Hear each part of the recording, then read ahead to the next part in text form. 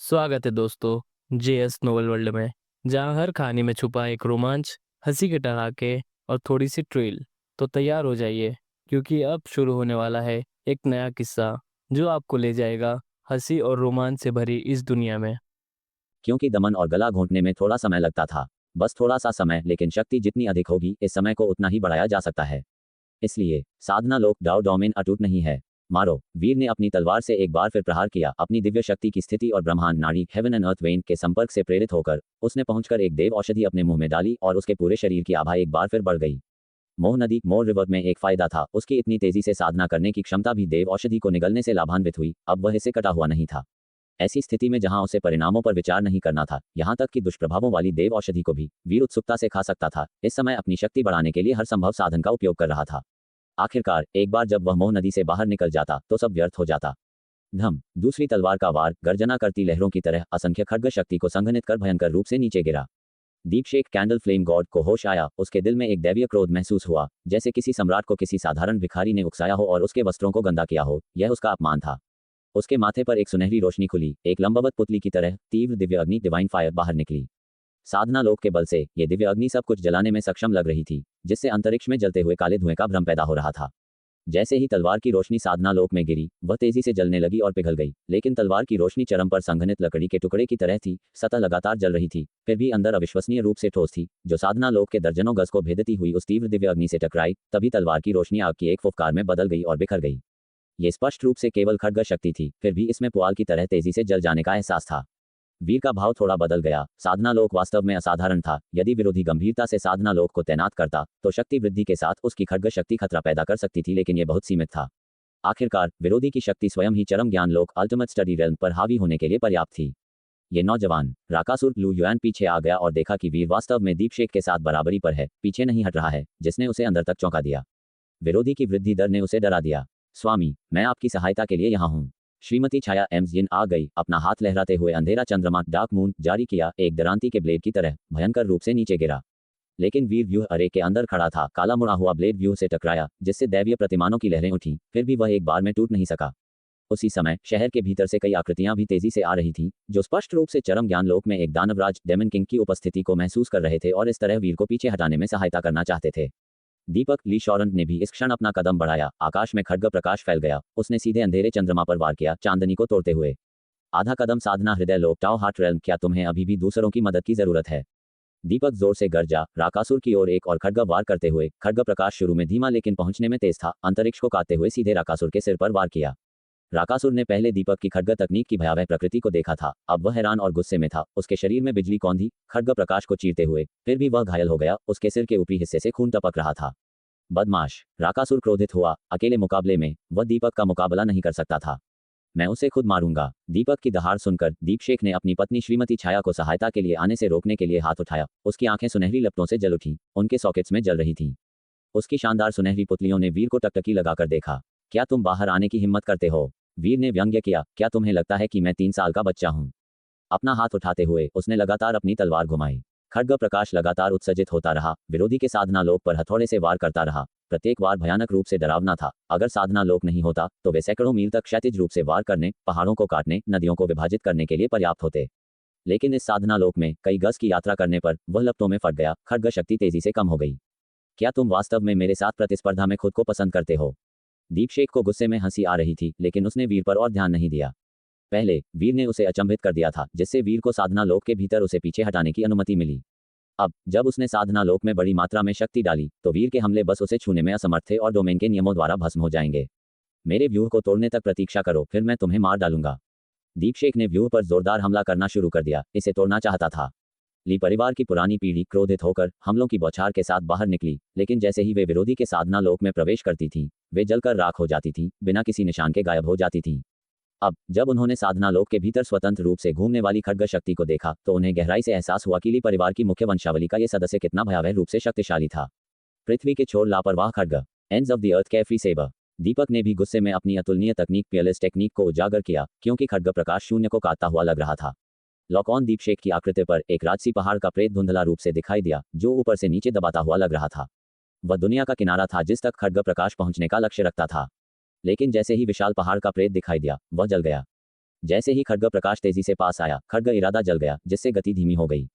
मूल रूप से लगभग तात्कालिक खड्ग प्रकाश के अब अनुसरण करने के निशान थे। एक धड़कन के साथ दीपशेख ने अपना हाथ उठाया और थप्पड़ मारा। जलती हुई गर्मी और जलते हुए इरादे की एक शक्तिशाली लहर ने खड्ग इरादे को तोड़ दिया। उसकी आंखें ठंडी थीं। दीपक की अतुलनीय तकनीक को एक आकस्मिक वार से कुचलने के बावजूद उसने उत्साहित महसूस नहीं किया। इसके विपरीत उसने एक शर्मनाक क्रोध महसूस किया।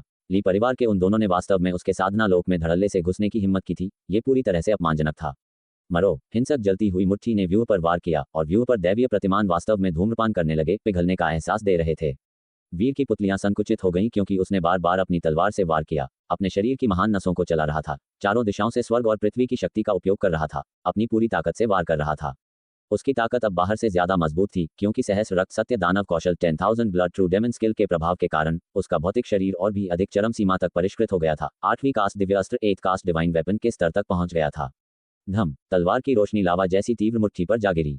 खड्ग शक्ति खुद जल उठी, फिर भी आग की रोशनी केवल थोड़ी कम हुई। हालांकि वीर साधना लोक में दीपशेख पर हमला करने में सक्षम था, फिर भी डोमेन द्वारा दमन के कारण उसकी शक्ति अभी भी पर्याप्त नहीं थी। दूसरों के हमले साधना लोक में उड़ते ही पिघल गए, राख भी नहीं छोड़ पाए। हम उन्हें और देर तक रोक नहीं सकते। दीपक का भाव भद्दा था क्योंकि उसने वीर को अपनी आवाज भेजी। वीर की नजर और भी ठंडी हो गई। उसने एक गहरी सांस ली और परिवर्तनशील अमरलोक ट्रांसफॉर्मिंग इमॉर्टल रेल्म में प्रवेश किया। ब्रह्मांड नाड़ी एक पानी के पंप की तरह आसपास की दुनिया की शक्ति को तेजी से खींच रही थी। वीर की शक्ति तेजी से बढ़ी, उसकी आंखों से दिव्य प्रकाश निकला और उसके बाल गुस्से में उड़ गए। उसने हरित तुषार खड्ग ग्रीन फ्रॉस्ट स्वॉर्ड उठाया और उसे फिर से घुमाया। तलवार की रोशनी आकाश से सारी रोशनी खींचती हुई लग रही थी। एक शरद जल जैसी अत्यंत ठंडी खड्ग शक्ति में संघनित हो गई और अचानक वार किया। हरी तलवार की रोशनी एक दिव्य इंद्रधनुष की तरह चमकी, बाहर की ओर परावर्तित हुई, तुरंत साधना लोक में उड़ गई। गति कम किए बिना एक ज्वाला जलती तलवार की रोशनी में बदल गई, सीधे दीपशेख की ओर बढ़ गई। दीपशेख का चेहरा थोड़ा बदल गया। उसके माथे पर दिव्य अग्नि फिर से बाहर निकली, लेकिन जलती हुई खड्ग शक्ति ने उसे फाड़ दिया और फिर खड्ग शक्ति जारी रही। एक बार फिर हमला किया। दीपशेख चौंक गया और गरजा क्योंकि उसने मुट्ठी घुमाकर उसे तोड़ दिया। धड़ाम। मुंके से आग गूंज उठी और तलवार की रोशनी इस मुंके से बिखर गई, लेकिन भयानक बल ने दीपशेख की मुट्ठी पर एक तलवार का निशान छोड़ दिया। दीपशेख घायल हो गया। मेरे प्रभु। इस दृश्य को देखकर श्रीमती छाया चौंक गईं। शांति महासाधना लोक टाइपिंग टाउ डोमेन वास्तव में त्रय अमर लोक 3 इमॉर्टल रेल्म्स के किसी व्यक्ति द्वारा घायल हो गया। तुम। दीपशेख अपनी मुट्ठी में दर्द से भी स्तब्ध था। उसने कभी उम्मीद नहीं की थी कि वह अपने ही डोमेन के भीतर घायल हो जाएगा। हालांकि वीर की आंखों में दिव्य प्रकाश खिल उठा, जिससे एक अधिक तीव्र मारने का इरादा सामने आया, क्योंकि उसने लगता है कि दूसरे के डोमेन नियम क्या दबा सकते हैं, इसकी सीमाओं की खोज की है। इस क्षण वह 30% तक एक अमर में बदल गया था और अपने वर्तमान परिष्कृत शरीर और कई दिव्य औषधियों के संवर्धन के संयोजन में वह मुश्किल से साधना हृदय लोक को घायल कर सकता था। बदमाश। दीपशेख गुस्से से कांप उठा और सुनहरी लपटें उसकी आंखों से तेजी से उसके पूरे शरीर में फैल गईं, एक देवता की तरह जो आग में नहा रहा था, एक व्यूह के पार लाल सोने से ढके वीर का सामना कर रहा था, जैसे देवताओं के बीच एक लड़ाई हो। मैं तुम्हें मार डालूंगा। दीपशेख गरजा और व्यूह पर फिर से अपनी मुट्ठी घुमाई, लेकिन इससे पहले कि उसकी मुट्ठी नीचे गिरती, व्यूह अचानक फट गया। वीर और दीपशेख दोनों स्तब्ध थे। वीर की पुतलियां संकुचित हो गईं क्योंकि उसने दूरी में देखा, केवल एक काले फटे हुए चोगे में एक युवक को पूर्वी आकाश में खड़ा देखा, इत्मीनान से अपनी हथेली वापस ले रहा था। स्पष्ट रूप से ये वही था जिसने व्यूह को नष्ट कर दिया था। शांति महासाधना लोक। दीपक की पुतलियां संकुचित हो गईं और उसने तुरंत वीर को अपनी आवाज भेजी, एक बदलाव है, भागो। आखिरकार हिलने को तैयार हो गए, शापित मरी हुई आत्माओं का एक झुंड। फटे हुए चोगे वाले युवक को देखकर दीपशेख की आंखों में गुस्से का एक संकेत कौंध गया, लेकिन जल्दी से उसे दबा दिया गया। दूसरा पक्ष शांति महासाधना लोक का एक वास्तविक शीर्ष दानवराज था। वह रसातल अबिस में दुब के इन भयानक उपस्थितियों का सामना करने के बाद नाग द्वार ड्रैगन गेट को तोड़ने के लिए उन्हें एकजुट करने की आशा में साधना लोक के साथ हर जगह गश्त कर रहा था। केवल 2 आकृतियों ने अभी अभी आह्वान का जवाब दिया था, जबकि अन्य, जिन पर पहले सहमति हुई थी, अब उसके आह्वान को नजरअंदाज कर रहे थे। लगता है कि उन्हें नीचा देखते हैं। वीर का भाव भी बदल गया, उन्हें रोकने के लिए व्यूह के बिना। हालांकि उसके पास अब दीपशेख से मुश्किल से लड़ने की शक्ति थी। शांति महासाधना लोक से एक और दिखाई दिया था। यह केवल तीसरा दिन था, फिर भी ऐसा अप्रत्याशित बदलाव हुआ था। उसी क्षण वीर ने अचानक सुनहरी रोशनी में प्राचीन अक्षरों को इकट्ठा होते देखा। यह मोह नदी से एक संकेत था। मुख्य मिशन बदल गया है। नागद्वार की रक्षा 1 दिन के लिए करें। उल्टी गिनती शुरू हो गई है। ऊपर कूदते हुए अक्षरों को देखकर वे जी, चौ, यिन, माओ आदि जैसे पुरातन प्रतीक थे, जो मिनट और सेकंड से उल्टी गिनती का प्रतिनिधित्व करते हुए लग रहे थे। वीर का भाव थोड़ा बदल गया। मूल 3/10 रक्षा समय से यह अब अचानक 1 दिन तक छोटा हो गया था। क्या दानव निर्धारित समय से पहले अपना पूरा हमला शुरू कर रहे थे? अपने सामने दीपशेख को देखकर वीर को समझ आ गया, और हालांकि गुस्सा महसूस हो रहा था, वह ये भी जानता था कि वे यहाँ तक ही जा सकते हैं। लड़ाई जारी रखने से खुद को जोखिम में डालना होगा और दीपक को भी खतरे में डालना होगा। चलो चलें। वीर धीरे से गुर्राया और अचानक दीपशेख पर वार करने के लिए 7 या 8 तलवार की रोशनी को उजागर किया। उसी समय उसने दीपक के पीछे हटने को कवर करने के लिए राकासुर और श्रीमती छाया पर हमला किया। दीपक ने पहले वीर की भयानक चाल तकनीक देखी थी और अब ज्यादा कुछ नहीं कहा। वह बाहर निकलने में नेतृत्व ले गया, दो अतुलनीय तकनीकों को उजागर करते हुए रणवीर हवेली डिवाइन जनरल मैंशन की ओर भी बढ़ रहा था। हालांकि पीछे हटते हुए उसका दिमाग लगातार वीर पर केंद्रित था, उसे हर कीमत पर बचाने के लिए तैयार था, भले ही इसका मतलब अपनी दिव्य आत्मा को जलाना हो, अगर वीर खतरे में हो। ये ली परिवार की आशा थी, साथ ही अपने बड़े भाई को मुक्त करने की सच्ची आशा भी। अर्रग, अचानक रणवीर हवेली से एक भयंकर और दुखद दहाड़ फूट पड़ी। उठते हुए काले आभा में डूबी हुई आकृति एक दानव, एक भूतिया प्रेत से मिलती जुलती थी, एक गंभीर चेहरे के साथ गरजते हुए फटे हुए चोगे में युवक पर हमला किया जिसने व्यूह को तोड़ दिया था। बड़े भाई दीपक ने एक नज़र में पहचान लिया कि वह वरुण लिटियनजोंग था। मूल रूप से नागद्वार की 4 दिनों तक रक्षा करने के बाद एक बार जब शहर में सेंध लग जाती थी तो दूसरे पक्ष को एक परिवर्तन से गुजरना पड़ता था, जैसे जुनून जाग रहा हो, राक्षसी कब्जा जैसी स्थिति में प्रवेश कर रहा हो। लेकिन अब जब नागद्वार में निर्धारित समय से पहले सेंध लग गई थी तो दूसरा पक्ष समय से पहले उस स्थिति में प्रवेश कर गया था। दीपक की आंखें दुख से भर गईं, ये जानते हुए कि नागद्वार की रक्षा करना मृत्यु से पहले उसके बड़े भाई का आखिरी जुनून था। दूरी पर वरुण अपनी भूतिया आकृति के साथ फटे हुए चोगे में युवक से टकराया, जिससे एक पृथ्वी टूटने वाला हंगामा हुआ। दीपक ने एक नजर डाली और देखा कि उसका बड़ा भाई, जो पहले से ही दुर्जया था, अब इस स्थिति में ताकत में बढ़ गया था। केवल चरम ज्ञान लोक से वह अब शांति महासाधना लोक की शक्ति रखता था। चलो चलें, दीपक ने वीर से कहा, अपने दिल में दर्द को रोकते हुए। वीर ने भी पीछे देखा, उसकी आंखें झिलमिला रही थीं, लेकिन उसने कुछ नहीं कहा और तेजी से रणवीर हवेली की ओर उड़ गया। उनकी गति बहुत तेज थी, दीपशेख और राकासुर उनके पीछे उनका पीछा कर रहे थे। लेकिन ली परिवार की कैडेट शाखा की पुरानी पीढ़ी, जिसमें विपुल ली शैनली भी शामिल था, एक के बाद एक बाहर निकली, दीपशेख का पीछा रोकने के लिए उस पर हमला किया। मौत की तलाश। दीपशेख की आंखें ठंडी थीं, उसका साधना लोक फैल गया, एक ली के क्षेत्र को घेर लिया। उसका शरीर सीधे बाहर निकल गया, साधना लोक उसे एक अदृश्य आग के गोले की तरह आगे बढ़ा रहा था। रास्ते में सभी इमारतें राख में बदल गईं। जो सैनिक साधना लोक को छूते थे, समय पर बचने में असमर्थ, वे भी लपटों में फट गए और एक पल में बुझ गए। साधना लोक सक्रिय होने के साथ दीपशेख जोर से आगे बढ़ा, शहर में कत्लेआम करते हुए, उस पर आने वाले अन्य लोगों पर कोई ध्यान नहीं दिया। पुरानी पीढ़ी में कुछ चतुर स्तंभ लोक 4 स्टैंड्स रेल्म के थे, लेकिन उनके हमले साधना लोक में मुश्किल से 10 मीटर तक फैले, इससे पहले कि वे छोटी लपटों में बदल गए। शांति महासाधना लोक के सामने, साधना लोक के तहत सभी केवल चींटियां थे। वीर और दीपक एक पल में रणवीर हवेली पहुंचे और शानदार और ऊंची दिव्य हवेली को देखकर वे अंदर जाने में संकोच नहीं करते थे। धड़ाम, अचानक रणवीर हवेली के भीतर से एक हिंसक धमाका हुआ। रणवीर हवेली की गहराई से एक विशाल काली रोमिल पंजा उभरा, एक शक्तिशाली दुर्घटना के साथ नीचे गिरा, जिससे पूरी हवेली हिंसक रूप से कांप उठी। दीपक और वीर अनैच्छिक रूप से रुक गए, विशाल राक्षसी पंजे को देखकर सदमे में थे। रणवीर हवेली के अंदर ऐसी चीज कैसे प्रकट हो सकती थी? दीपक का भाव अचानक बदल गया और उसने विस्मय और गुस्से में चिल्लाया, अच्छा नहीं, ये कुलदेवता भवन एंसेस्ट्रल हॉल है। उसने तेजी से गति बढ़ाई, अपनी पूरी ताकत से बाहर निकला, साधना टाओ की ताल के साथ खुद को आगे खींच रहा था, लगातार टेलीपोर्ट हो रहा था। वीर ने अपनी पूरी ताकत से गति बढ़ाई, रणवीर हवेली में प्रवेश किया। उसके छिद्र कस गए, भयानक दुर्भाग्य की एक पूर्व सूचना उसे अभिभूत कर रही थी। उसने देखा कि रणवीर हवेली के बाहर का व्यूह नष्ट नहीं हुआ था। ये दानव कैसे अंदर आया? जल्द ही जैसे ही उन्होंने रणवीर हवेली में कदम रखा, उनका पीछा कर रहा दीपशेख व्यूह से टकरा गया, अपने साधना लोक से व्यूह को हिला रहा था, इसे जला रहा था, क्योंकि एक सुनहरी रोशनी ने रणवीर हवेली को घेर लिया था। इस व्यूह की ताकत नागद्वार के व्यूह से भी अधिक थी। दीपशेख गुस्से में मुक्का मारता रहा, जिससे व्यूह के दैवीय प्रतिमान थोड़े कांपने लगे। ये है। जब तक वीर और दीपक कुलदेवता भवन पहुंचे, तब तक उन्हें लगा जैसे उनका खून जम गया हो। एक ठंडक महसूस हो रही थी जो उनके सिर से उनके पैर की उंगलियों तक फैल रही थी। कुलदेवता भवन पहाड़ के आधे रास्ते में खड़ा था, लेकिन अब पूरा पहाड़ समतल कर दिया गया था और कुलदेवता भवन के हॉल और इमारतें नष्ट हो गई थीं।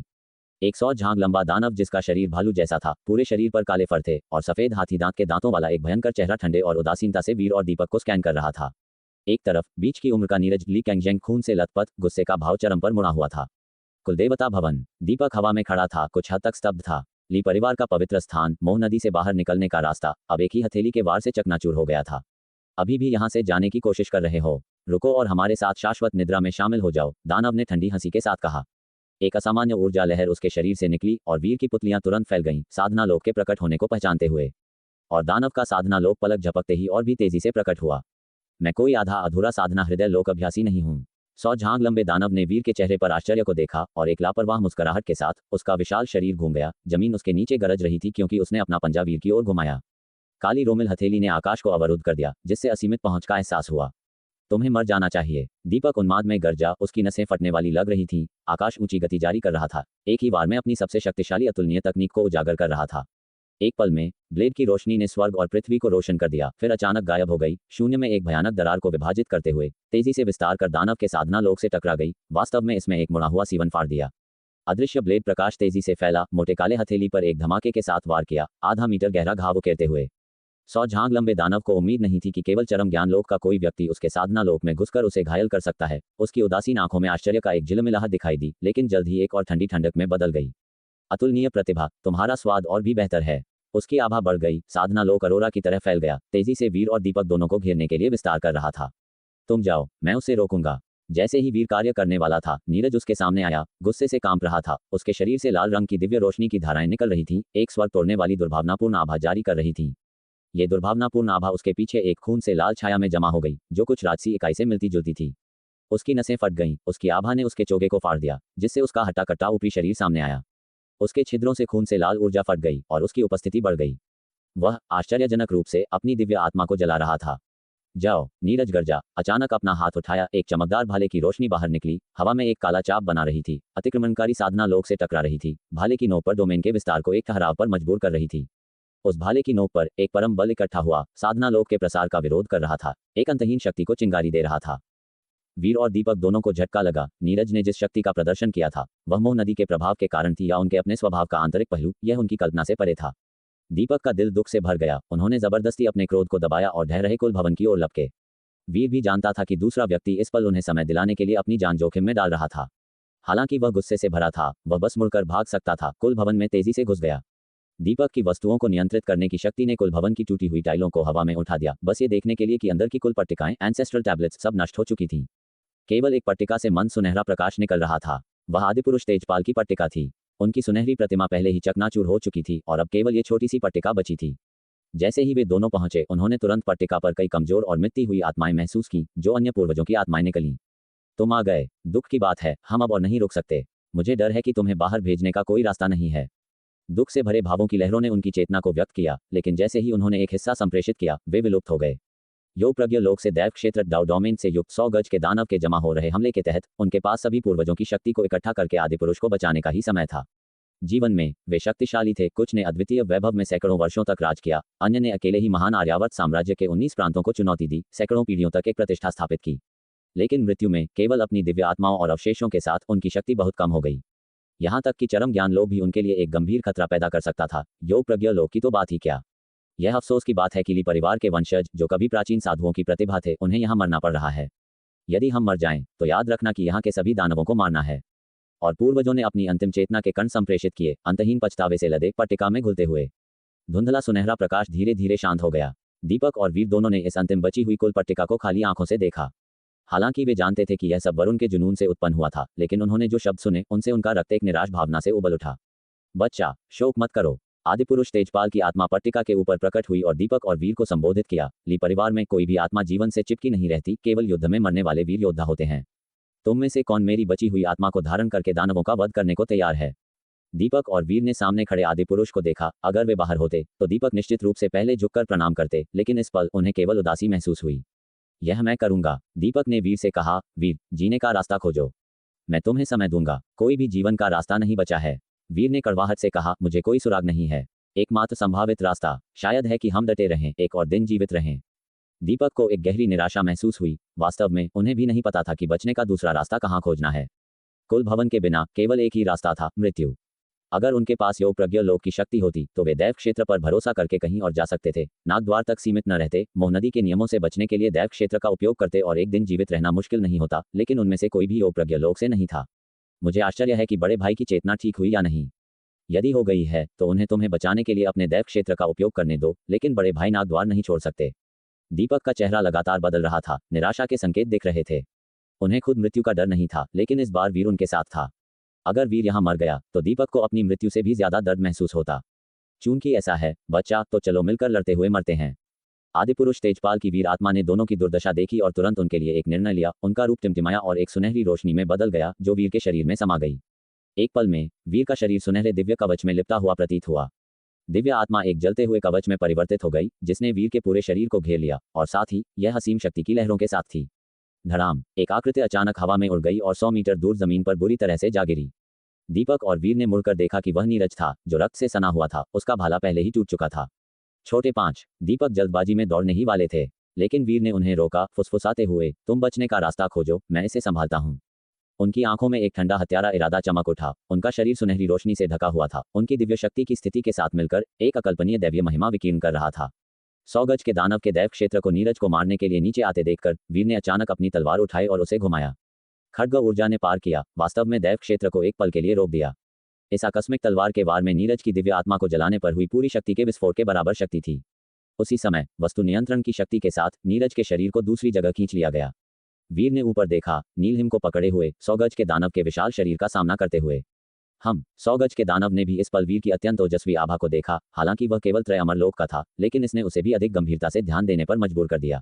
अगर तुम चतुर्स्तंभ लोक के होते तो मुझे तुम्हें थोड़ा और गंभीरता से लेना पड़ सकता था, लेकिन महज एक त्रय अमर लोक।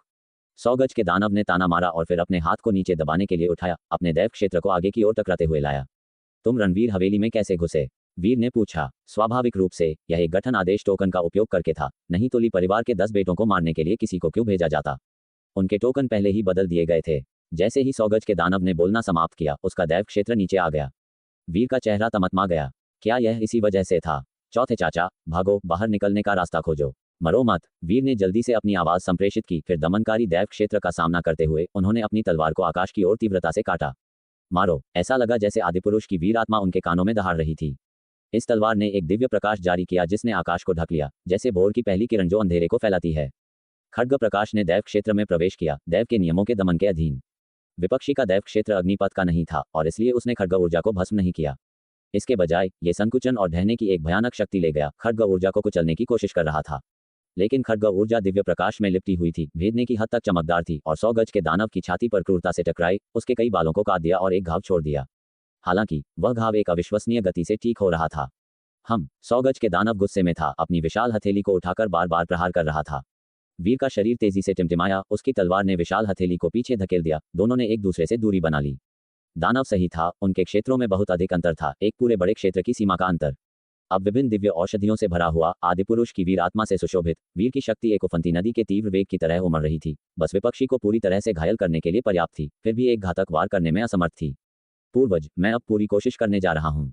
वीर ने गहरी सांस ली, गंभीरता से कहा। चलो, एक योद्धा की मौत बिना पछतावे के होती है। आदिपुरुष तेजपाल की चेतना संप्रेषित हुई। वीर युद्ध में मरना नहीं चाहता था, लेकिन अब उसके पास कोई विकल्प नहीं था। उन्होंने ब्रह्मांड नाड़ी का विस्तार किया, अपने शरीर पर लगे प्रतिबंधों को हटा दिया। तुरंत स्वर्ग और पृथ्वी की विशाल ऊर्जा उनके शरीर में उमड़ पड़ी। मूल रूप से परिवर्तन अमरलोक में, अब उन्होंने इसे और आगे बढ़ाया, 30% से 50% तक, और फिर 70% तक। जैसे ही एक भयानक शक्ति तूफान की तरह वीर के चारों ओर जमा हुई, स्वर्ग और पृथ्वी का रंग बदल गया, बादल और कोहरा चक्कर लगाने लगे। हो, वीर की प्रभावशाली गति को देखकर 100 गज के दानव का चेहरा थोड़ा बदल गया, उसकी आंखों में गंभीरता का एक संकेत, यह अजीब सी संवेदना, ये कुछ हद तक परिचित है। क्या तुम महान वन्य स्वर्ग से प्राचीन साधु की प्रतिभा हो? वीर ने जवाब नहीं दिया। जीवन और मृत्यु की लड़ाई में शब्दों की कोई जरूरत नहीं थी। मारो। उनका शरीर टूट गया और खून बहने लगा, लाल सोने का दिव्य रक्त बह रहा था। स्वर्ग और पृथ्वी की शक्ति से प्रभावित होकर उनके बाल चांदी सफेद हो गए, जैसे कि वह अपना जीवन जला रहे हों। अचानक उन्होंने कई सचित्र पुस्तिका विशेषताएं जारी की, अपने विपक्षी पर हमला करते हुए। जिस पल उन्होंने प्रहार किया, उन्होंने अपनी पूरी शक्ति लगा दी। खड्ग साधना पुनर्जन्म। ऐसा लगा जैसे दुनिया एक पल के लिए शांत हो गई जब नीलहिम तलवार, शरद ऋतु के पानी की तरह, एक गहरा काला खड्ग प्रकाश काटा। वह खड्ग प्रकाश एक काली बिजली की तरह शून्य को फाड़ दिया, प्रकाश और अंधेरे को उल्टा कर दिया, और सब कुछ एक ही तलवार के वार में जम गया, सीधे दैव क्षेत्र को फाड़ दिया। दैव क्षेत्र को काली खड्ग प्रकाश द्वारा जबरदस्ती काट दिया गया, और फिर बिजली की तरह अदम्य रूप से आगे बढ़ते हुए खड्ग प्रकाश रेशम में चाकू की तरह काटता गया, सीधे 100 गज के दानव पर निशाना साधते हुए। क्या 100 गज के दानव की पुतलियां सदमे से सिकुड़ गईं, उसे विश्वास नहीं हो रहा था कि उसका दैव क्षेत्र फाड़ा जा सकता है। मेरा दैव क्षेत्र अजेय है। 100 गज के दानव ने दहाड़ लगाई, उसका दैव क्षेत्र करीब आ रहा था, काली खड्ग प्रकाश को कुचलने के लिए संघर्ष कर रहा था, और पागलपन से उसके मार्शल क्षेत्र और शक्ति को कम कर रहा था। बिजली, आग, हवा और बर्फ जैसे विभिन्न मार्शल क्षेत्र सामने आए। तलवार के प्रकाश ने सभी प्रकार की घटनाएं उत्पन्न की क्योंकि इसे कम किया जा रहा था, लेकिन फिर भी गति नहीं खोई। जो एक एकल खड्ग प्रकाश जैसा लग रहा था, वह वास्तव में हजारों खड्ग प्रकाशों का ओवले था, प्रत्येक वीर की पूरी शक्ति का विस्फोट था। ये केवल परिवर्तन की इस महत्वपूर्ण सीमा पर था कि वीर तुरंत ऐसी जबरदस्त शक्ति जुटा सका, इसे आकाश चौंकाने वाले, भूतों को रुलाने वाले तलवार के वार में आकार दे सका। एक जोरदार धड़ाम के साथ 100 गज के दानव के गुस्से से हथेली के वार के बीच, खड्ग प्रकाश ने उसकी हथेली के अंदर के अंधेरे प्रकाश को चकनाचूर कर दिया। खून जोर से उछल रहा था क्योंकि भयानक काला दानवी ऊर्जा बाहर निकल गई। वीर गरजते हुए आगे कूद पड़े, अपने पूर्वजों की आत्माओं की शक्ति में लिपटे हुए, नीलहिम तलवार को चलाते हुए और दैव क्षेत्र में कदम रखते हुए दानव के सिर पर वार किया। 100 गज के दानव की खोपड़ी टूट गई, खून जोर से उछल रहा था, उसके शरीर से और काली ऊर्जा निकल रही थी क्योंकि वह सदमे में पीछे हट गया, वीर को घूर रहा था। तलवार से कटा हुआ दैव क्षेत्र करीब आ गया, वीर को घेर लिया, लेकिन दानव की भयभीत खोज के लिए क्षेत्र तुरंत वीर के शरीर को चकनाचूर करने में विफल रहा। वीर का शरीर कांप रहा था, फिर भी इसने क्षेत्र के नियम आधारित दमन का सामना किया। उनका शरीर लगातार टूट रहा था, उनकी हड्डियां जोर से चटक रही थीं, लेकिन ऐसा लगा कि वह कुछ देर डटे रह सकते हैं। ये दृश्य 100 गज के दानव की समझ से परे था, अकल्पनीय था। ये दैव क्षेत्र था। इसके अलावा वह महसूस कर सकता था कि उसके दैव क्षेत्र के नियम विफल नहीं हुए थे। ये बस इतना था कि वीर का भौतिक शरीर बस बहुत दुर्जय था, एक शीर्ष दिव्य अस्त्र के तुलनीय। मारो, वीर गरजता रहा, तलवार को तीव्रता से काटता रहा। उनका शरीर एक 8 बार गड़े गए दिव्य अस्त्र के तुलनीय 9वें के करीब था, यहाँ तक कि दैव क्षेत्र भी इस क्षमता के अस्त्र को तुरंत नष्ट नहीं कर सकता था। यहाँ तक कि 7 बार गड़ने से परे एक दिव्य अस्त्र को भी दैव क्षेत्र में परिष्कृत होने में कुछ समय लगेगा। राकासुर का शरीर एक 6 बार गड़ने वाले दिव्य अस्त्र के तुलनीय पहले से ही चरम ज्ञान लोक के कुलीनों में से था, लेकिन इस पल वीर की तुलना में अंतर बहुत बड़ा था। खड्ग प्रकाश के गुस्से से कटने के साथ वीर ने अपने घावों को अनदेखा कर दिया, क्योंकि उन्होंने एक भयंकर हमला शुरू किया। 100 गज के दानव भी गुस्से में था, उसने ऐसी अपमान कभी नहीं सहा था।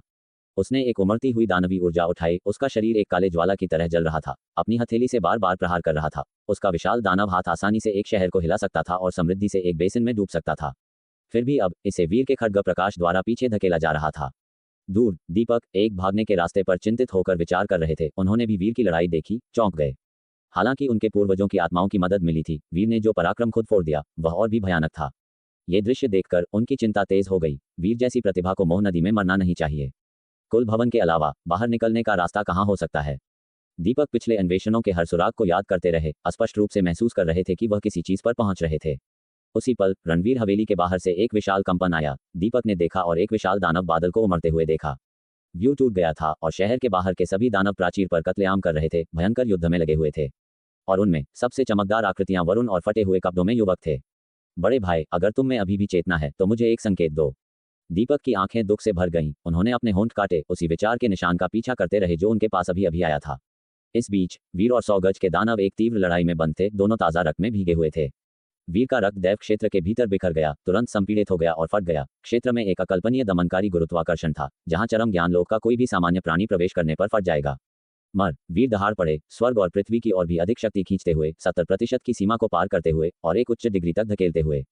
और इसका मतलब था कि वह किसी भी पल नियंत्रण खो सकते थे। जैसे ही एक और जंगली शक्ति उमड़ी, वीर ने लापरवाही से अपने शरीर के चारों ओर सैकड़ों से हजारों परतें बनाई। वह दैव क्षेत्र से अप्रभावित नहीं थे, बल्कि वह लगातार अपनी शक्ति से क्षेत्र के प्रभाव का विरोध कर रहे थे, जैसे पानी जो कागज से भीगता है, जिसमें अगर केवल एक ही शीट हो तो एक पल लगेगा, लेकिन एक पूरी किताब को भीगने में थोड़ा अधिक समय लगेगा। धड़ाम, वीर का खड्ग प्रकाश एक काली बिजली की तरह सीधे 100 गज के दानव के सिर के आधे हिस्से को फाड़ दिया। 100 गज के दानव केवल एक मुंह के साथ बचे, अभी भी दहाड़ रहा था। उसका शरीर शक्ति से फटने लगा, ऊर्जा जंगली ढंग से उमड़ रही थी। वीर, हालांकि, अपने सिर से टक्कर मारी और रक्त के छींटे देखकर एक विचार उनके दिमाग में आया। उन्होंने दानव के मस्तिष्क में पहुंच बनाई और सहस्र रक्त पिशाच कला को तीव्रता से सक्रिय किया। हिंसक शक्ति एक तीव्र पंप की तरह काम कर रही थी जो पानी खींच रही थी। 100 गज के दानव ने एक चीख निकाली, उसकी रक्त शक्ति लगातार वीर की बांह की ओर खींची जा रही थी। ये किस तरह की बुरी खेती की तकनीक है? 100 गज के दानव ने सदमे और रोष में दहाड़ लगाई। प्रभुत्व वाली तकनीक को एक दानव के लिए भी बुरा पाया। तुम्हारा जुनून अब बिखर जाना चाहिए। वीर की आंखें ठंडी थीं और विपक्षी की आभा को लगातार मुरझाते हुए देखकर उन्होंने एक अवसर महसूस किया। नीलहिम तलवार उनके चारों ओर नाच रही थी, दैव क्षेत्र की शक्ति को रोकने के लिए अंधेरे खड्ग प्रकाश को काट रही थी, जबकि उनके हाथ और यहां तक कि उनका पूरा शरीर दानव के मस्तिष्क के लिए गहराई तक पहुंच गया।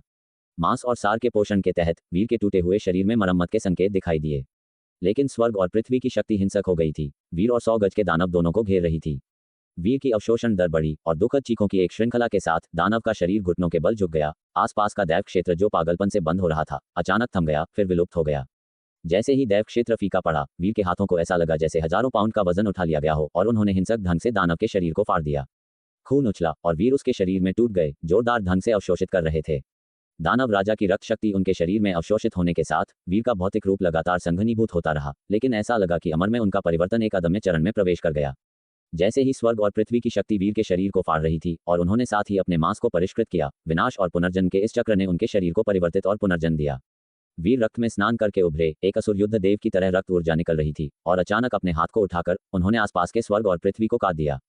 स्वर्ग और पृथ्वी की शक्ति तुरंत बाधित हो गई और वीर के शरीर का विघटन थम गया। वीर ने अपने शरीर को बंद करने के लिए नियंत्रित किया, अमर परिवर्तन को दबा दिया।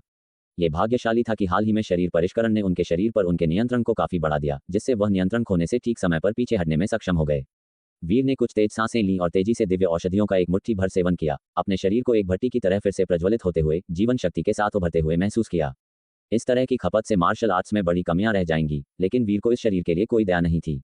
एक बार जब उनकी जीवन शक्ति अपने शिखर पर ठीक हो गई तो वीर 100 गज के दानव के शव से बाहर निकले और दीपशेख को अभी भी रणवीर हवेली पर आक्रामक ढंग से हमला करते हुए देखकर उनकी आंखों में हत्यारा इरादा उमड़ उठा। इस पल विरोधी पहले की तुलना में बहुत कम खतरा लग रहा था। वीर महसूस कर सकते थे कि उनका भौतिक शरीर एक नए स्तर पर पहुंच गया था। स्वर्ग और पृथ्वी की शक्ति के फाड़ने और उनके मांस के संघनन ने उनके शरीर को एक नौकास्ट दिव्य सैनिक के बराबर ऊंचा कर दिया था। हर्ष, वीर ने एक कदम बढ़ाया, तुरंत व्यूह के स्थान पर प्रकट हुए। वीर को अचानक प्रकट होते देखकर दीपशेख ने आश्चर्य का एक टिमटिमाना दिखाया, लेकिन फिर इसे अनदेखा करते हुए उन्होंने व्यूह को तोड़ना जारी रखा। अन्यथा वीर व्यूह के भीतर से हमला करने में सक्षम होंगे, जबकि वह बाहर से केवल रक्षा कर सकता था। हालांकि वीर की व्यूह को और अधिक दबाव लेने देने की कोई योजना नहीं थी। उन्होंने आगे कदम बढ़ाया, सीधे विपक्षी के दैव क्षेत्र में प्रवेश करते हुए। हो, तुम वास्तव में मौत की तलाश कर रहे हो। दीपशेख ने एक भौं उठाई, कुछ हद तक आश्चर्यचकित, लेकिन फिर उन्होंने तुरंत वीर की उकसाहट महसूस की। उन्होंने तुरंत पूरी शक्ति के साथ अपने दैव क्षेत्र को संचालित किया, वीर को भस्म करने का इरादा रखते हुए। वीर ने उन्हें तेजी से झुलसाती हुई तीव्र गर्मी महसूस की, उनका रक्त जैसे उबल रहा हो। इस बार उन्होंने दैव क्षेत्र को रोकने के लिए अधिक शक्ति जारी नहीं की, इसके बजाय अपनी उंगली को बढ़ाते हुए और अपने शरीर का उपयोग करके जांच की। उनकी उंगली में दर्दनाक ढंग से चुटकी ली गई, जैसे एक जलती हुई गर्म लोहे की प्लेट के खिलाफ दबाया गया हो। लेकिन फिर भी ये तुरंत राख में परिवर्तित नहीं हुआ। अपने अकेले शरीर के साथ वीर पहले से ही दैव क्षेत्र का सामना कर सकते थे, हालांकि ज्यादा देर तक नहीं। इसके साथ वीर सभी शक्ति को हमला करने में निर्देशित कर सकते थे जो दैव क्षेत्र को अलग कर रही थी। वीर ने अपने हमले में पूरी कोशिश की, खुद को चरम पर धकेलते हुए।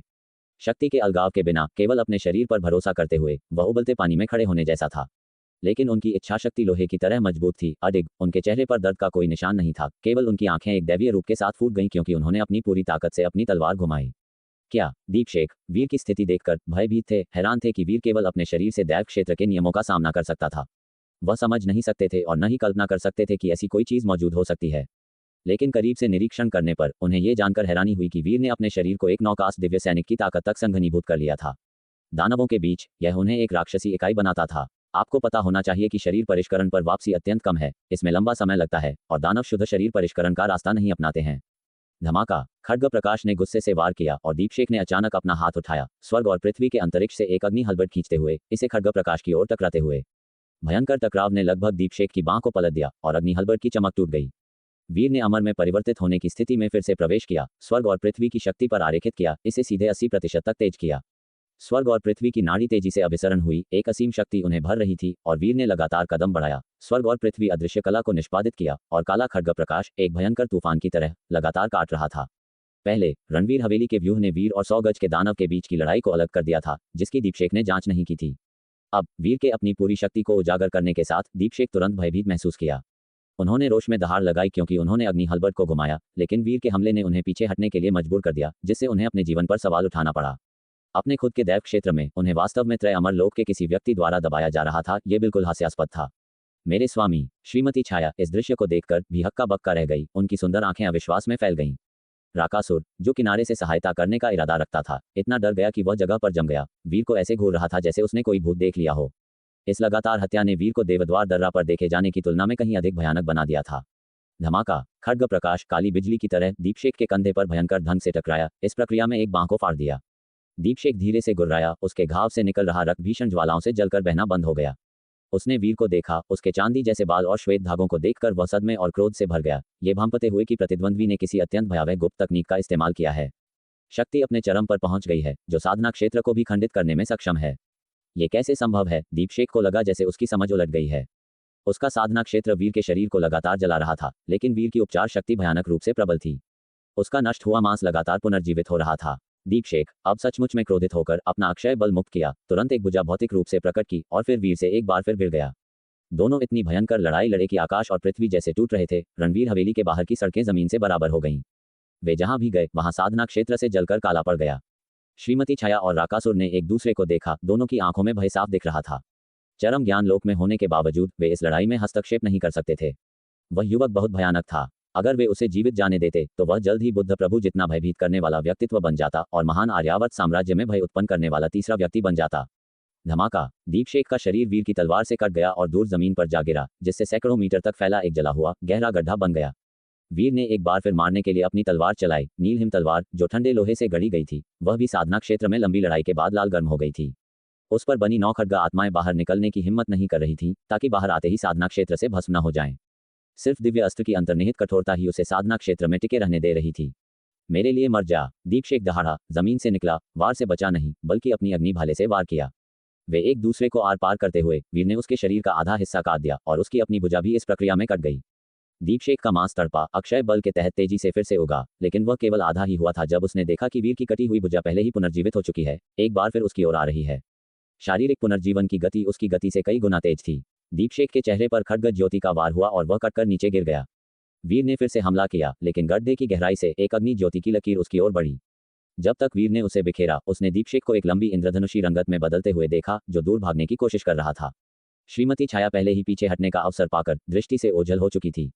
जब राकासुर ने दीपशेक को भागते देखा तो वह आखिरकार होश में आया, अपने दिल में क्रोध से शाप दिया, लेकिन डर से कांपते हुए वह भी भागा, दूसरी दिशा की ओर दौड़ते हुए। वीर द्वारा निशाना बनाए जाने से बहुत डर रहा था। तुम क्यों भाग रहे हो? क्या तुम व्यूह को तोड़कर मुझे मारने नहीं वाले थे? वीर ने दीपशेक का पीछा किया, क्रोध से चिल्लाते हुए। वीर की बातें सुनकर दीपशेक का रंग क्रोध से लाल हो गया, लेकिन वह क्रोध में शक्तिहीन था। उसने अपने दिल में एक क्रोध और कंपन महसूस किया, ये जानते हुए कि वह अपने अंतिम ब्रह्मास्त्र का सहारा लिए बिना इस पागल युवक का मुकाबला नहीं कर सकता।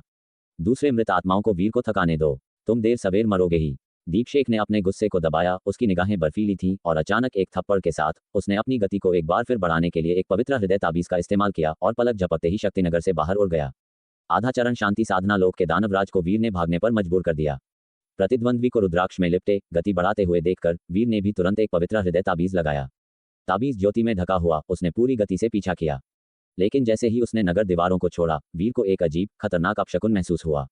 ऐसा लगा कि शहर के बाहर दानवों की उस लहर के पीछे कुछ अत्यंत ठंडी निगाहें उसे देख रही थीं। उनमें शायद कई शांति साधना लोक के दानवराज थे। इस संक्षिप्त झिझक के दौरान दीपशेक पहले ही आधी सांस के भीतर शहर से 100 कोस दूर अंधेरे निश्चित क्षेत्र में उड़ गया था। वहां ऐसे नियम थे जिन्होंने मानव जाति के लिए निश्चित मृत्यु का वादा किया था, और जबकि वीर साधना क्षेत्र के नियमों का सामना कर सकता था, वह मोह नदी के नियमों का उल्लंघन नहीं कर सकता था।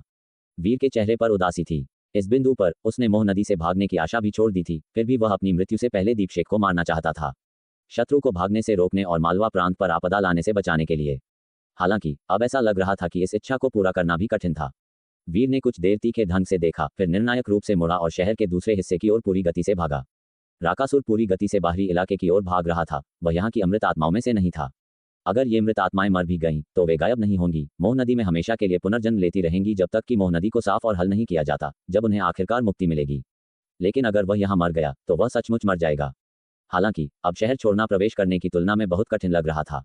जिस जगह से वह भागने का लक्ष्य बना रहा था, वहां ली परिवार के कुछ पुराने सैनिक उसे रोकने के लिए दिखाई दिए। हालांकि उनकी साधना राकासुर जितनी ऊंची नहीं थी, लेकिन वे मौत का सामना करने में पूरी तरह से निडर थे।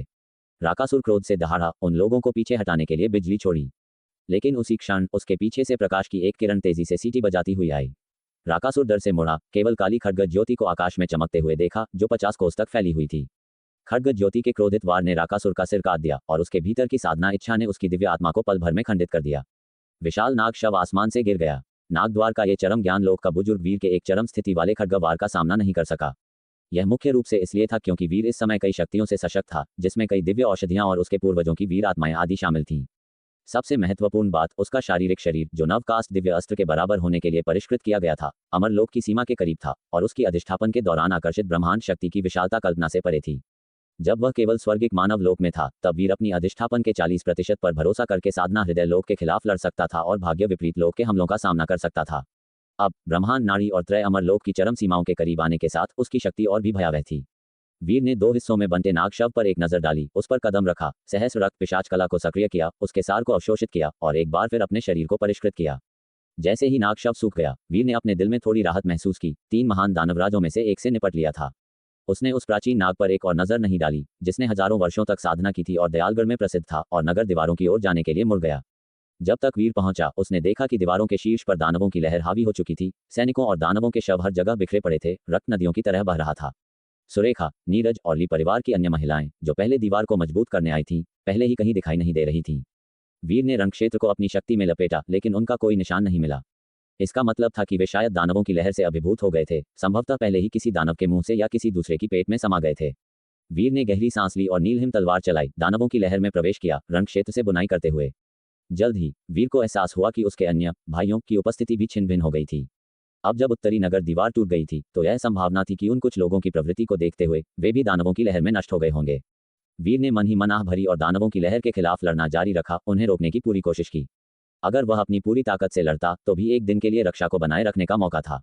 वीर के लड़ाई में शामिल होने से रणक्षेत्र साफ हो गया, उसकी खड्ग शक्ति आर पार हो रही थी, दानवों की लहर को चीरते हुए। पहले लड़खड़ाती हुई स्थिति वीर के हस्तक्षेप से तुरंत संभल गई। दानवों की लहर अटूट थी और वीर ने हताश होकर लड़ाई लड़ी। महाशांति साधना लोक के बिना उसे परिवर्तन की स्थिति में प्रवेश करने की आवश्यकता नहीं थी। केवल ब्रह्मांड नाड़ी की पुनर्प्राप्ति शक्ति पर भरोसा करते हुए वह आधा अविनाशी लोक की स्थिति बनाए रख सकता था। एक क्षय युद्ध उसके लिए मुश्किल नहीं था। दानवों की लहर के भीतर कई दानवराज फट पड़े, जैसे कि भागने की उम्मीद देख रहे हों, शक्तिनगर की ओर भागते हुए। वीर ने वीरता से लड़ाई लड़ी, इन दानवराजों को मार डाला और उनके शरीर के भीतर के सार और रक्त शक्ति को अपने ही मांस को परिष्कृत करने के लिए बदल दिया। इसे मजबूत और मजबूत बनाते हुए कई काय शोधन तकनीकें उसके शरीर को और भी चरम सीमाओं तक धकेल रही थीं। लड़ाई जारी रही और वीर ने उत्तरी तरफ के दबाव को कम किया और फिर शहर के पूर्वी तरफ चले गए। वह रण क्षेत्र में तलवार की तरह था, हर जगह आता जाता था, लगातार विभिन्न बिंदुओं पर टूटी हुई सुरक्षा में सहायता करता था। लेकिन शक्तिनगर बहुत बड़ा था। वीर के समर्थन के बावजूद भी अभी भी ऐसी जगहें थीं जहां दानवों द्वारा घुसपैठ की जा रही थी। शहर भर में नागरिक बिखर रहे थे। जैसे ही वीर ने लड़ाई जारी रखी, उसने ली परिवार की सेना को अपनी रक्षा रेखाओं को कम करने, शक्तिनगर के भीतरी वृत्त की ओर पीछे हटने का आदेश दिया। चूंकि व्यूह चला गया था, उन्हें रोकने के लिए मानव दीवारों पर भरोसा करना पड़ा। समय उड़ गया। जैसे ही समय आधे रास्ते के करीब पहुंचा, वीर ने अचानक एक क्रोधित दहाड़ सुनी। उसने एक विशाल दानव की आकृति को आसमान से गिरते हुए देखा, जो शहर में दुर्घटनाग्रस्त हो गया। वीर ने पहचान लिया कि यह वरुण से लंबे समय तक निर्णायक परिणाम के बिना लड़ने वाले फटे वस्त्र वाले युवक का सत्य रूप था। हालांकि अब उसका शरीर दरारों से ढका हुआ था और जैसे ही वह नीचे गिरा, उसकी दिव्य आत्मा मंद हो गई। वरुण घने काले धुएं में लिपटा हुआ, क्रोध से नीचे झपटा। काला धुआं तेजी से दानव के सत्य रूप को निगल गया, जिसके भीतर से फाड़ने की भयानक आवाजें और मांस के चटकने की आवाजें आ रही थीं। वीर ने अपनी दिव्य आत्मा से जांचने की कोशिश की, लेकिन काले धुएं ने उसे रोक दिया। उसके कार्य ने कुछ अशांत कर दिया। काला धुआं अचानक उमड़ पड़ा और फिर पानी सोखने वाली वेल की तरह सिकुड़ गया, एक ही आकृति पर इकट्ठा हो गया। वह वरुण था। असुरी शक्ति उससे दूर हो गई, लेकिन उसकी आंखें रक्त लाल हो गई थीं और वह अपने होठों के नीचे कुछ बुदबुदा रहा था। वीर ने अपनी असाधारण श्रवण शक्ति से जल्दी से पता लगा लिया कि दूसरा क्या कह रहा था। मुझे पकड़ कर रखना होगा, मुझे पकड़ कर रखना होगा। वरुण भ्रम में लग रहा था, अस्पष्ट रूप से बुदबुदा रहा था। वीर की निगाह महसूस करते हुए उसने अचानक ऊपर देखा। उसकी आंखें हिंसक थीं, जिसमें उसकी पिछली शांति या कोमल मुस्कान का कोई निशान नहीं था। वीर को उस घूरने पर अपने दिल में एक ठंडक महसूस हुई, यह महसूस करते हुए कि उसे निशाना बनाया जा रहा है। वह आंतरिक रूप से सतर्क था, यह महसूस करते हुए कि वरुण सही स्थिति में नहीं था, जो दीपक द्वारा वर्णित एक अछूत अवस्था में बदल गया था। जैसे ही वीर की अभिव्यक्ति गंभीर हुई, वरुण की रक्त लाल आंखें पल भर के लिए जम गईं, वीर की छवि को दर्शाते हुए। एक ठहराव के बाद उसकी आंखों में हिंसक मारक इरादे ने धीरे धीरे सजगता का एक संकेत प्रकट किया। जल्दी जाओ, शहर के लिए, वरुण जोर से चिल्लाया, लेकिन ऐसा लगा कि उसने कुछ प्रेरित कर दिया है। उसकी अभिव्यक्ति जल्दी से दर्द में बदल गई। एक दहाड़ के साथ उसका शरीर अचानक जमीन से ऊपर उठ गया। शहर के बाहरी इलाके की ओर बढ़ते हुए चिल्लाया, मुझे जाने दो। चिल्लाहट शक्तिनगर पर गूंज उठी और शहर के बाहर कुछ छिपी हुई आकृतियां मजबूत शक्ति को बाहर निकालना शुरू कर दी। क्या हो रहा है? इस समय शहर के बाहर दानवों के बीच छिपे हुए दीपशेख और उसकी पत्नी श्रीमती छाया, जिन्होंने अपनी शक्ति को छुपाया था और छिपे रहे थे, आत्मा मृत्यु दानवराजों के शहर को तोड़ने, वीर को खत्म करने और फिर मौका देखकर हमला करने का इंतजार कर रहे थे। वरुण को देखकर, जो शक्तिनगर की रक्षा कर रहा था, एक दानव की तरह बाहर की ओर दौड़ पड़ा। वे दोनों अप्रत्याशित मोड़ से स्तब्ध थे। यह मोह नदी की उनकी पहली यात्रा थी और कई चीजें उनके लिए अज्ञात थीं। आमतौर पर पहली यात्रा केवल जानकारी इकट्ठा करने के लिए होती थी। दीपशेख ने देखा कि दानवों की लहर के भीतर से कई साधना क्षेत्र दानवराज, जो पहले उसे नीचा देखते थे, अब कार्रवाई करने के लिए उत्सुक लग रहे थे, अत्यधिक गति को बाहर निकालते हुए। क्या वे वरुण को निशाना बना रहे हैं? दीपशेख की आंखें आश्चर्य और संदेह के मिश्रण से चमकीं। तभी एक ऐसा दृश्य हुआ जिसने उसे मूल तक चौंका दिया। कई साधना क्षेत्र दानवराज दानवों की लहर से बाहर निकले और वरुण को घेर लिया, हमला करने के लिए नहीं, बल्कि उससे टकराने के लिए। वरुण का दिखना और भी भयानक था। वह एक दानव की तरह विशाल हो गया, उसका शरीर बड़े पैमाने पर विस्तारित हुआ और उसने कई दानवराजों को पूरा निगल लिया। यह दीपशेख और श्रीमती छाया की पुतलियां इस दृश्य पर सदमे से सिकुड़ गईं। वरुण को देखकर दानवराजों को निगलने के बाद एक भयानक असुरी शक्ति विकीर्ण करते हुए एक भयावह और दानव देव जैसी आकृति में बदल गया। वह आसमान की ओर दहाड़ा, उसके बाल उड़ रहे थे और उसका शरीर एक जंगली जानवर जितना बड़ा हो गया था। वह अचानक मुड़ा, उसके कदम दानवों की लहर के बीच रौंद रहे थे, शक्तिनगर की ओर भागते हुए। तुम सब मरो, मरो। उसकी आंखों से एक क्रूर लाल रोशनी फूट पड़ी, शहर में नरसंहार करते हुए। और जैसे ही उसके शरीर में एक भयानक परिवर्तन हुआ, शक्तिनगर के भीतर भी एक विशाल बदलाव उभरा। वीर ने वरुण को देखा, जो वापस मारने के लिए मुड़ गया था, जो एक आसमान ऊंची असुरी शक्ति में लिपटा हुआ था, जो महाशांति साधना लोक से भी अधिक भयानक था, एक दानव देव की तरह विशाल खड़ा था। जैसे ही उसने शक्तिनगर के ऊपर कदम रखा, सभी सैनिक जो लगन से दानव लहर से लड़ रहे थे, अचानक रुक गए। फिर उन सभी ने अपने शरीर से काले धुएं के गुबार छोड़े, जो दानवों या प्रेतों के जीवन में लौटने जैसा था। दानवों की लहर में शामिल हो गए और शहर के नागरिकों को मारना शुरू कर दिया। उन नागरिकों ने भी काले धुएं का उत्सर्जन करना शुरू कर दिया, दानवों में बदल गए, हर जगह इमारतों और घरों को नष्ट कर दिया। वीर हवा में मंडरा रहा था इस अचानक भयानक परिवर्तन को देखते हुए और पूरी तरह से हक्का बक्का था। ये पहले केवल दानव लहर का आक्रमण था, लेकिन अब शक्तिनगर के सैनिकों और नागरिकों ने भी अपने हथियार बदल दिए थे, दानव बन गए थे। क्या यह मोह नदी को तोड़ने की सत्य कठिनाई है? वीर ने एक हड्डी ठंडक महसूस की, कड़वाहट का स्वाद। शक्तिनगर की 10 दिनों तक रक्षा करने का कार्य आमतौर पर 8वें या 9वें दिन, यहाँ तक कि 10वें दिन भी ऐसे परिवर्तन दिखाता था। भले ही उन्होंने शक्तिनगर को बनाए रखने के लिए सभी के साथ सहयोग किया हो, अंत में उन्हें अभी भी वरुण के परिवर्तन सहित भीतर के सभी सैनिकों के परिवर्तन का सामना करना पड़ेगा। ऐसा क्यों होगा? वीर समझ नहीं पाया कि कोई भी ऐसी कठिनाई को कैसे दूर कर सकता है। यहाँ तक कि महाशांति साधना लोग भी असंभव होगा। दहाड़ दहाड़, उसी क्षण पूरे शहर में भयानक दहाड़ें गूंज उठीं। वे सैनिक जो शुरू में दानवों से लड़ रहे थे, अब उनकी आंखों से काली रोशनी चमक रही थी। उन्हीं दानवों की पीठ पर सवार होकर जिन्हें उन्होंने पहले नश्वर दुश्मन माना था, शहर के भीतर सब कुछ नष्ट और ध्वस्त कर रहे थे। इसके अलावा दानवों का एक समूह जैसे कि पागल हो रहा हो, वीर की ओर अभिसरण करना शुरू कर दिया। वीर दूर से दीपक की आकृति तेजी से पास आई, इस दृश्य से समान रूप से स्तब्ध थी। अब लगभग पूरा शहर गिर चुका था, सिवाय रणवीर हवेली के, जहां व्यूह अभी तक टूटा नहीं था। रणवीर हवेली के बाहर आकाश और पृथ्वी दानवों और परिवर्तित सैनिकों से ढके हुए थे, और अब ऐसा लग रहा था कि केवल वीर और दीपक ही बचे हुए संरक्षक थे। उन दोनों को ही इस सब का सामना करना था और शक्तिनगर की रक्षा करनी थी। यही असली चुनौती थी। वीर हंसना चाहता था, लेकिन हंस नहीं सका। वह जानता था कि प्रेत स्तर पर मोह नदी खतरनाक थी, लेकिन ये पहली बार था जब उसने इसे वास्तव में महसूस किया था। इसमें कोई आश्चर्य नहीं कि उसके चौथे चाचा ने कहा था कि चतुर्स्तंभ लोक के लोगों को भी प्रेत स्तर की मोह नदी में आसानी से प्रवेश नहीं करना चाहिए, क्योंकि वापस न लौटना बहुत आसान था। तो यह है। दीपक वीर के पास आया, चारों ओर से उमड़ते दानवों को घूर रहा था। उसका चेहरा दर्द और कड़वाहट में बदल गया, क्योंकि वह समझ गया था शक्तिनगर के लिए अंतिम लड़ाई हमें हमारे बड़े भाई की पुनर्जीवित जुनून के साथ सामना कराती है। पता चला कि हमें अंततः जिसकी रक्षा करनी है वह हमारे बड़े भाई हैं। उसने शोक महसूस किया, एक जुनून जो असुरी बन गया था। उसके बड़े भाई का जीवन भर का जुनून शक्तिनगर की रक्षा करना था, लेकिन मृत्यु में यह इसके बजाय मोह नदी द्वारा शहर की रक्षा के लिए सबसे बड़ा खतरा बन गया था। वरुण को एक दानव देव की तरह शून्य के माध्यम से कदम कदम पर आते हुए देखकर दीपक ने दुख से कहा, बड़े भाई जागो, हम तुम्हें घर ले जाने आए हैं। वरुण की चाल पल भर के लिए रुक गई, लेकिन ये केवल एक बहुत ही मंद क्षण था, इससे पहले कि वह आगे कदम बढ़ाता रहा।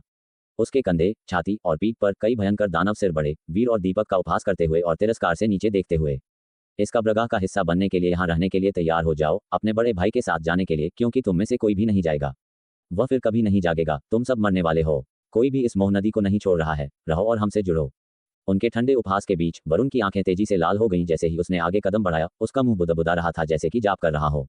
मुझे शक्तिनगर की रक्षा करनी है, कोई भी पास नहीं आएगा। मैं सभी सैनिकों को घर ले जाऊंगा, मैं उन्हें घर ले जाना चाहता हूँ। मैं उन्हें घर ले जाना चाहता हूँ। उसकी आंखें लाल रोशनी से जगमगा उठी। उसके शरीर से एक गहन असुरी आभा निकली, जो महाशांति साधना लोक की असुरी शक्ति से कहीं अधिक आगे थी। दीपक ने दुख से दहाड़ा, बड़े भाई, शक्तिनगर की लड़ाई बहुत पहले समाप्त हो गई थी, केवल तुम वापस नहीं लौटे, केवल तुम वापस नहीं लौटे। धमाका! वरुण ने अचानक अपना हाथ उठाया, एक भयानक बिजली छोड़ी। दीपक को प्रतिक्रिया करने का समय भी नहीं मिला, केवल अपनी आंखों के सामने एक धुंधलापन देखा। लेकिन वीर ने इसे देखा, उसकी अभिव्यक्ति तेजी से बदल गई, क्योंकि उसने जल्दी से अपनी तलवार उठाई और वार किया। खड्ग शक्ति ने गर्जन को खंडित कर दिया। वीर ने दीपक को अपने पीछे ढाल दिया, 100 हाथ के दानव देव की तरह विशाल वरुण को ऊपर देखते हुए बड़े कदम उठाते हुए, और दीपक से फुसफुसाया, चौथे चाचा, पीछे हट जाओ और मुझे कोशिश करने दो। वीर, तुम क्या करने जा रहे हो? दीपक खुद को उसे देखने से रोक नहीं सका। उसकी आंखें दुख से भरी थीं, निराशा के अलावा कुछ नहीं था। ये निराशा यहाँ मरने के बारे में नहीं थी, बल्कि वीर के यहाँ मरने के बारे में थी। उनके बड़े भाई के यहाँ हमेशा के लिए फंसे रहने के बारे में थी, मुक्ति पाने में असमर्थ। अगर वे यहाँ नष्ट हो गए, तो और कौन उनके बड़े भाई को यहाँ से और वापस परिवार के मंदिर तक ले जा सकता था? वीर ने कुछ नहीं कहा, बस चुपचाप वरुण को देखा। जैसे ही वह करीब आया, उसकी तलवार पर उसकी पकड़ कस गई। पिछले 2 महीनों की झलकियां उसके दिमाग में कौंध गईं, जिसमें कल रात के दावत से धीमी आवाजें भी शामिल थीं। काश तुम मेरे बेटे होते। वीर की ऊर्जा जंगली रूप से उमड़ पड़ी, और उसी क्षण उसने खुद को पूरी तरह से खोल दिया, जिससे ब्रह्मांड शक्ति उसके माध्यम से अनियंत्रित रूप से बह गई। चूंकि तुम घर जाना चाहते हो, मुझे तुम्हारे लिए सड़क का एक हिस्सा पक्का करने दो। चलो देखते हैं कि क्या मेरा जीवन बदले में दिया जा सकता है। वीर ने धीरे से कहा, एक कदम आगे बढ़ाया। ये कदम मृत्यु की ओर था, लेकिन एक अभूतपूर्व चरम की ओर भी था। अमरता के परम शिखर में परिवर्तित हो रहा था। उसके पास कोई अन्य विकल्प नहीं था, लड़ना नहीं मरना था, और ऐसे अंत के बजाय उसने एक अंतिम जुआ में अपना जीवन दांव पर लगाने का फैसला किया। वीर, तुम क्या कह रहे हो? दीपक को अपने शरीर के माध्यम से एक झटका लगा जब उसने वीर के बुदबुदाहट को सुना, जिसके तुरंत बाद आसपास की शक्ति का अभिसरण हुआ, पागल होकर वीर के शरीर की ओर दबाव डाल रही थी। वह शक्ति एक तूफान में जुड़ गई, उसे अलग कर दिया, और बल के मात्र एकत्रीकरण ने उसे करीब आना असंभव महसूस कराया। शक्ति के इस भंवर के केंद्र में वीर का शरीर एक शानदार सुनहरी रोशनी से चमका, और उसके बाल, जो पहले एक चमकीले काले रंग में बहाल हो गए थे, एक बार फिर चांदी सफेद हो गए, एक एक करके, काले से बर्फीले सफेद तक। ऐसा लगा जैसे उसकी जीवन शक्ति भी फीकी पड़ रही है। दीपक हक्का बक्का था, ऐसा लग रहा था जैसे उसके शरीर का खून जम गया हो। उसने अनुमान लगाया कि वीर क्या करने वाला था। उसका मुंह थोड़ा खुला हुआ था, वह उसे रोकने के लिए पुकारना चाहता था, लेकिन जब यह उसके होठों तक आया तो वह एक भी शब्द नहीं बोल सका। क्या कोई और आशा थी? नहीं, वह आंसू बहाने से खुद को रोक नहीं सका। कभी कल्पना नहीं की थी कि वर्षों के प्रयास के बाद कोई आशा नहीं थी। अंत में एक बच्चे को अपने जीवन के साथ जुए खेलना होगा। उसने वरुण को एक दानव देव की तरह नजदीक आते देखा और शोक से कहा, बड़े भाई कृपया जागो, तुम्हारा पोता तुम्हें वापस लेने आया है। धमाका। जवाब में वरुण की अचानक उठी हुई मुट्ठी थी, एक काले उल्का की तरह घने धुएं में लिपटी हुई, उन दोनों की ओर जंगली रूप से टकरा रही थी। इस बीच आसपास के दानव एक ज्वार की तरह उमड़ पड़े, स्पष्ट रूप से मुट्ठी की शक्ति से प्रभावित होने वाले थे, फिर भी पागल होकर उनकी ओर भाग रहे थे। दीपक तुरंत समझ गया कि वर्तमान स्थिति मोह नदी से प्रभावित थी। वे दानवों का सामना नहीं कर रहे थे, न ही वरुण का, बल्कि मोह नदी का सामना कर रहे थे। मोह नदी ने वरुण के हाथ और कई दानवों का इस्तेमाल करके उन्हें, जीवितों को, शाश्वत नींद में मृतकों के लिए साथी के रूप में पीछे छोड़ने की कोशिश की। मुट्ठी बल की दहाड़ के नीचे एक चमकदार हरी खड्ग ज्योति थी जिसने विशाल मुट्ठी को बलपूर्वक उसके पथ में रोक दिया। लेकिन ये केवल संक्षेप में रुका और फिर सीधे नीचे की ओर टकरा गया। एक आभा से घिरा हुआ वीर ने एक दिव्य शक्ति स्थिति में प्रवेश किया। उसका लाल सोने के रंग का शरीर भी इस क्षण टूटने लगा। अमर में उसका परिवर्तन 80% की महत्वपूर्ण सीमा को पहले ही पार कर चुका था। फिर भी उसकी आभा चढ़ना जारी रही, जिससे मृत्यु के रसातल की ओर दौड़ने का एहसास हो रहा था। हालांकि वीर की अभिव्यक्ति इस क्षण शांत हो गई और उसके हाथ में नीलहिम तलवार ने एक भेदी चीख बाहर निकाली, फिर से उस मुट्ठी पर वार किया। ब्लेड के भीतर की तलवार आत्मा विलाप किया, भेदी दहाड़ें उत्सर्जित की और आखिरकार उस हाथ को उछालने में कामयाब रही। वरुण का शरीर रुका, उसकी आंखें खून से भी अधिक लाल थीं और वह गुर्राया, सभी सैनिक मेरे पीछे आओ, मारने के लिए, बाहर निकलने के लिए, तोड़ने के लिए। वह इस जगह को शक्तिनगर की लंबे समय पहले की रणभूमि समझने लगा। वीर को अपने सामने एक दानव के रूप में देखता था, सभी सैनिकों को इस घातक बाधा को दूर करने के लिए नेतृत्व करता था। वीर ने कुछ नहीं कहा। नीलहिम तलवार चटकती बर्फ की तरह हवा में फड़फड़ाती हुई खड्ग शक्ति की एक विशाल नदी जारी की, जिसने चारों ओर झाड़ू लगा दी और दीपक के शरीर को भीतर सुरक्षित कर दिया। दानवों और परिवर्तित सैनिकों पर वार किया। शायद मोह नदी से गुजरने का असली तरीका 10 दिन की घेराबंदी के दौरान दानवों के खिलाफ हताश लड़ाई में शक्तिनगर की मदद करना था, ये सुनिश्चित करना कि व्यूह नहीं टूटेगा, शक्तिनगर के सैनिकों को भी लगभग कुछ भी नहीं होने देना। फिर इस परिवर्तन चरण के दौरान आखिरकार खुद से बचने का मौका मिलेगा, सब कुछ हल करना। यह मूल्यवान जानकारी थी, लेकिन क्या इसे बाहर लाया जा सकता था, यह एक और मामला था। खड्ग शक्ति की नदी ने दीपक के आसपास के दानवों को साफ कर दिया। वीर ने वरुण की ओर देखा, जो पहले से ही मारने के लिए अपना साधना क्षेत्र प्रकट कर रहा था। चौथे बुजुर्ग, अपना ध्यान रखना, जीवित रहने की कोशिश करो, मैं देखता हूं कि क्या मैं तुम्हारे लिए जीवन का मौका लड़ सकता हूं। वीर ने धीरे से बुदबुदाया। यह उस दया को भी चुकाना था जो दीपक ने मोह नदी के बाहर मदद करते समय दिखाई थी। जिस जीवन के मौके के लिए वह लड़ने की योजना बना रहा था, वह वरुण को हराना था, सभी दानवों को मारना था। इस तरह जब मोह नदी समाप्त हो जाएगी तो दीपक छोड़ने में सक्षम होगा, लेकिन इसे हासिल करने के लिए उसे अमर में परिवर्तित होने की सीमा तक पहुंचना होगा, आशा की एक झलक पाने के लिए। वीर को खुद पर कोई भरोसा नहीं था। जैसे ही वह बोला, वह आकाश में ऊंचा उठा। ऐसा लग रहा था जैसे आकाश और पृथ्वी की सारी गति इकट्ठा कर रहा हो, और एक भयंकर मुक्का के साथ उसने वरुण के शरीर को रोकने का लक्ष्य रखा, दीपक को प्रभावित करने से बचने के लिए आगे की रणभूमि को अवरुद्ध कर दिया। धमाका। वरुण ने भी अपनी मुट्ठी उठाई और नीचे की ओर दहाड़ा, जैसे कि आकाश और पृथ्वी टकरा गए हों। भयानक सदमे की लहर ने दर्जनों को उसके भीतर सभी दानवों को बेहोश कर दिया या मार डाला। वीर का शरीर तेजी से टूट रहा था, फिर भी तेजी से पुनर्जीवित और ठीक हो रहा था, खून में स्नान कर रहा था, खून से बनी एक आकृति की तरह। वरुण का साधना क्षेत्र प्रकट हुआ, उसकी इच्छा शक्ति खुली और तुरंत 4 या 5 कोस तक विस्तारित हुई। वीर के शरीर को भीतर लपेट लिया, भागने का भी मौका नहीं दिया। यह महाशांति साधना लोक के साधना क्षेत्र की सत्य गति थी। इस क्षण साधना क्षेत्र के भीतर कई प्रकार के नियम दिखाई दिए, सिर्फ एक नहीं। इसमें शांति साधना लोक के अन्य दानव राजों द्वारा नियंत्रित नियम शामिल थे और अब वे सभी अध्यारोपित और विलय हो गए थे। कई नियमों का दबाव टकरा गया, जिससे वीर का शरीर तेजी से टूटने लगा, जैसे कि खोल दिया गया हो और छील दिया गया हो। लेकिन सौभाग्य से उसका शरीर नवकास्ट दिव्य अस्त्र की शक्ति तक पहुंच गया, केवल एक सांस के समय तक बमुश्किल बनाए रखने में सक्षम रहा। इस संक्षिप्त क्षण का उपयोग करते हुए वीर की आवागमन तकनीक बदल गई। कई आवागमन तकनीकों को उनकी सीमा तक लाते हुए लगभग टेलीपोर्टेशन की तरह साधना क्षेत्र की सीमाओं से बच गया। साधना क्षेत्र से बाहर निकलते ही उसके विघटन की गति धीमी हो गई। हालांकि वरुण ने वीर पर अपनी नजर जमा ली थी और एक धूमकेतु जितना विशाल कदम उठाकर उसका पीछा किया। जैसे ही वीर पीछे हटा, वह भी तेजी से चढ़ा, दूरी बढ़ाना और भी अधिक ब्रह्मांड शक्ति आकर्षित करना। उसका शरीर एक बार फिर टूट गया, बिगड़ गया, जैसे कि यह बिखर जाएगा। जब अमर में परिवर्तन 90% को पार कर गया तो वीर की त्वचा फट गई थी, उसका मांस खुला हुआ था, रक्तकुंड से बाहर रेंगती हुई एक आकृति जैसा लग रहा था, भयानक रूप से डरावना। फिर भी वीर का अवशोषण नहीं रुका, उस सीमा की ओर धकेलना जारी रखा। आकाश और पृथ्वी के बीच की शक्ति और भी जंगली रूप से दबाव डालती थी। इस बिंदु पर अनियंत्रित और सब कुछ उस विनाशकारी सीमा की ओर दौड़ रहा था। वीर के अमृतत्व में रूपांतरण का दौर 99% पूरा हो चुका था। उसका शरीर गल रहा था, आंतरिक अंग सीने की गुहा से बाहर निकल रहे थे। शरीर एक अधूरे खोल जैसा हो गया था, जो अब स्वयं को संभाल नहीं सकता था। वरुण के दिवंगत पुत्र वीर के पूर्व अनुभव के अनुसार यदि वह पूरी तरह से अमृतत्व में रूपांतरित होता तो उसकी चेतना एक पल के लिए ही बनी रह सकती थी, जिसके बाद वह लुप्त हो जाती। वह अंतिम क्षण होता, पर अब उसका भौतिक शरीर स्वर्गिक मानव लोक के मुकाबले दसियों गुना मजबूत हो चुका था, जिसने उसे अत्यधिक परिस्थितियों में भी मुश्किल से कुछ सांसों के लिए चेतना बनाए रखने की अनुमति दी। धड़ाम, वीर का शरीर पूरी तरह से आकाश और धरती में विलीन हो गया, जो अमृतत्व में रूपांतरण की सीमा थी। लगभग सारा मांस उसके शरीर से गायब हो गया, उसकी चेतना जैसे अलग होकर इस विशाल और विस्तृत संसार में समाहित हो गई। इस पल वीर ने संसार की सभी ध्वनियों को शांत होते सुना। नागद्वार के भीतर की असंख्य गर्जनाएं, दानवों का बेलोइंग, सब गायब हो गया। उसकी श्रवण शक्ति मानो क्षतिग्रस्त हो गई थी, शरीर ऐसे महसूस हो रहा था जैसे किसी विशाल झील में गिर गया हो, और फिर उसकी चेतना एक फैली हुई मकड़ी के जाले की तरह पूरी झील से जुड़ गई। वह स्वयं ही संसार था, आचार्य लोक, ग्रैंडमास्टर रेल्म के 3 क्षेत्र, स्वयं, संसार और सभी प्राणी। इस क्षण वीर ने सचमुच संसार की झलक देख ली थी। उसे अचानक वह दिशा ज्ञात हुई जिस ओर उसके मोक्ष की साधना पथ को जाना चाहिए था। पर इस समय अपनी मन स्थिति को सुदृढ़ करने का कोई अवसर या समय नहीं था। शायद उसे फिर कभी मौका नहीं मिलता। एक अकल्पनीय शक्ति उसकी चेतना से जुड़ गई, जिससे वीर उस पल के लिए इस संसार का शासक बन गया।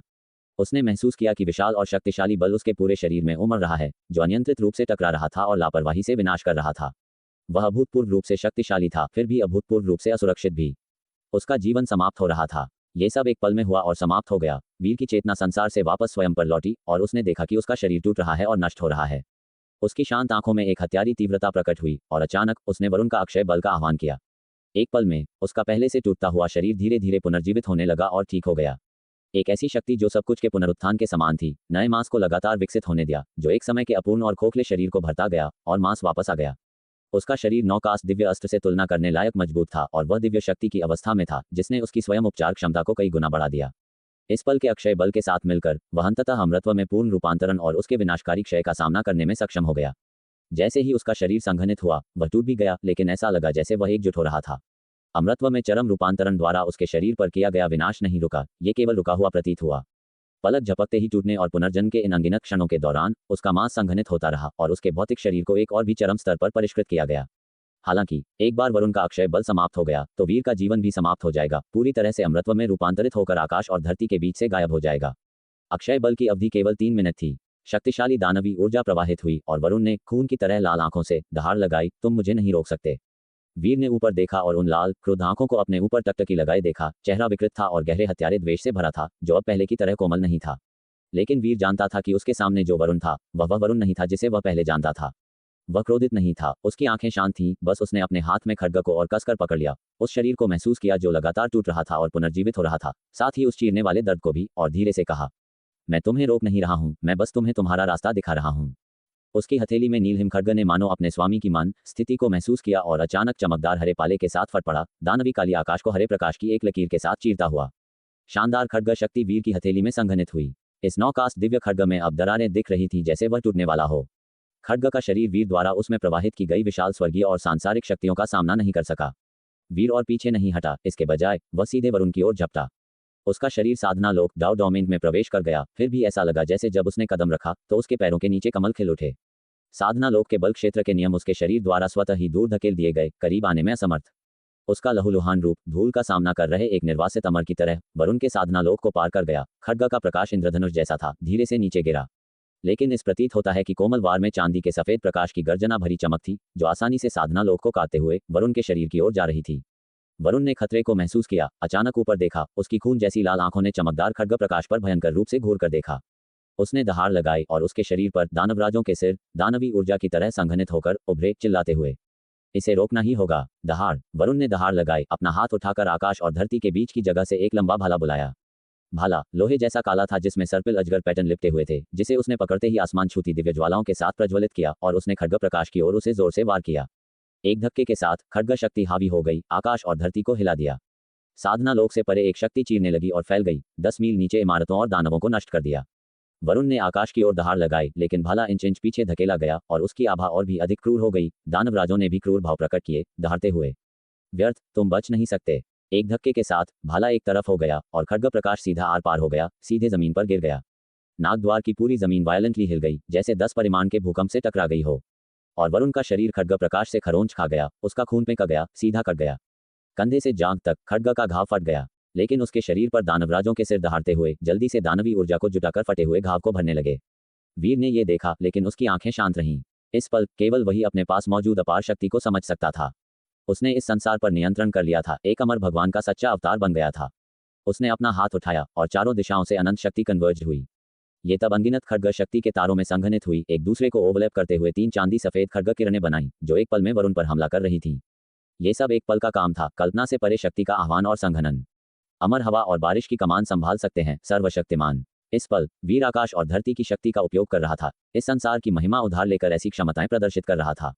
साधना लोक कितना भी शक्तिशाली क्यों ना हो, ये वास्तव में आकाश और धरती न ही शून्य को नष्ट कर सकता था, इसलिए वीर को साधना लोक द्वारा घेरा नहीं जा सकता था, न ही नष्ट किया जा सकता था। धमाका, 3 लगातार खड्ग प्रकाश ने साधना लोक को चकनाचूर कर दिया, नियमों की अवहेलना की और सीधे वरुण के शरीर पर वार किया, उसके हाथ को काट दिया और उसके सीने को खोल दिया, जिसमें से एक और भी मजबूत दानवी ऊर्जा निकली। दूर दीपशेख और श्रीमती छाया चुपके से पास आए, वीर पर अंतिम वार करने की उम्मीद में, लेकिन सामने हो रहे भयानक दृश्य से चौंक गए। वरुण, जिसने कई साधना लोक को मजबूत किया था, वास्तव में इस पल वीर द्वारा दबाया जा रहा था। उसने क्या किया, ये कैसे हो सकता है? श्रीमती छाया की आंखें चौड़ी हो गईं, अविश्वास से भरी हुई।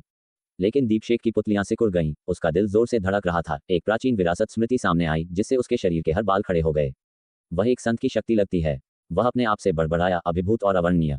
वरुण का विशाल शरीर पीछे हट गया, वीर की खड्ग शक्ति से गंभीर रूप से घायल हो गया, खून चारों ओर छिड़क रहा था। हालांकि उसकी आंखों से एक और भी भयानक लाल चमक निकली और उसने एक क्रोधित दहाड़ लगाई। उसके शरीर पर दानवराज का सिर वीर को धमकी देना चाहता था, लेकिन अचानक, जैसे किसी चीज से सूखा जा रहा हो, ये सब रंग बदल गया। धिक्कार है। इससे पहले कि दानवराज के सिर दहाड़ पाते, वे वरुण के शरीर में सिकुड़ गए, मानो किसी शक्ति द्वारा खींचे गए हों। उसके बाद वरुण के चारों ओर दानवी ऊर्जा और घनी हो गई और उसके शरीर पर घाव तेजी से ठीक हो गए। उसके कटे हुए अंग वापस हो गए। जो कोई भी मेरे रास्ते में आएगा वह मरेगा। उसकी आंखों से खून से सने रोने की तरह एक दहाड़ निकली और उसके पीछे दानवराजों के कई छायादार चित्र उभरे, एक भयानक गति जोड़ते हुए। साधना लोक केंद्रित हुआ, उसके भाले पर इकट्ठा हुआ, आकाश के माध्यम से सोरिंग हुआ। ये वार गड़गड़ाहट जैसा था, आकाश को छेदता हुआ, जैसे वह नागद्वार के ऊपर के आकाश को फाड़ सकता हो।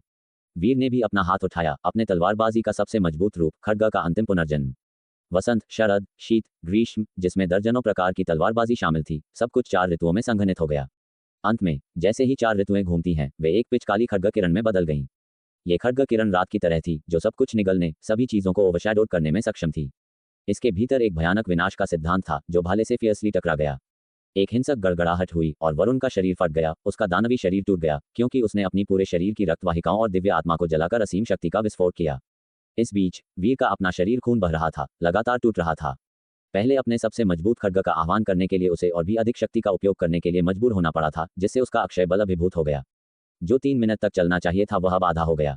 वीर जानता था कि उसका समय कम हो रहा था। उन्मत्त वरुण को अपनी ओर तेजी से आते देख उसने भी हमले का सामना किया। दोनों शून्य में फियर्सली टकराए, उनके मुक्के और लात टकराए, जिससे भयानक सदमे की लहरें पैदा हुईं।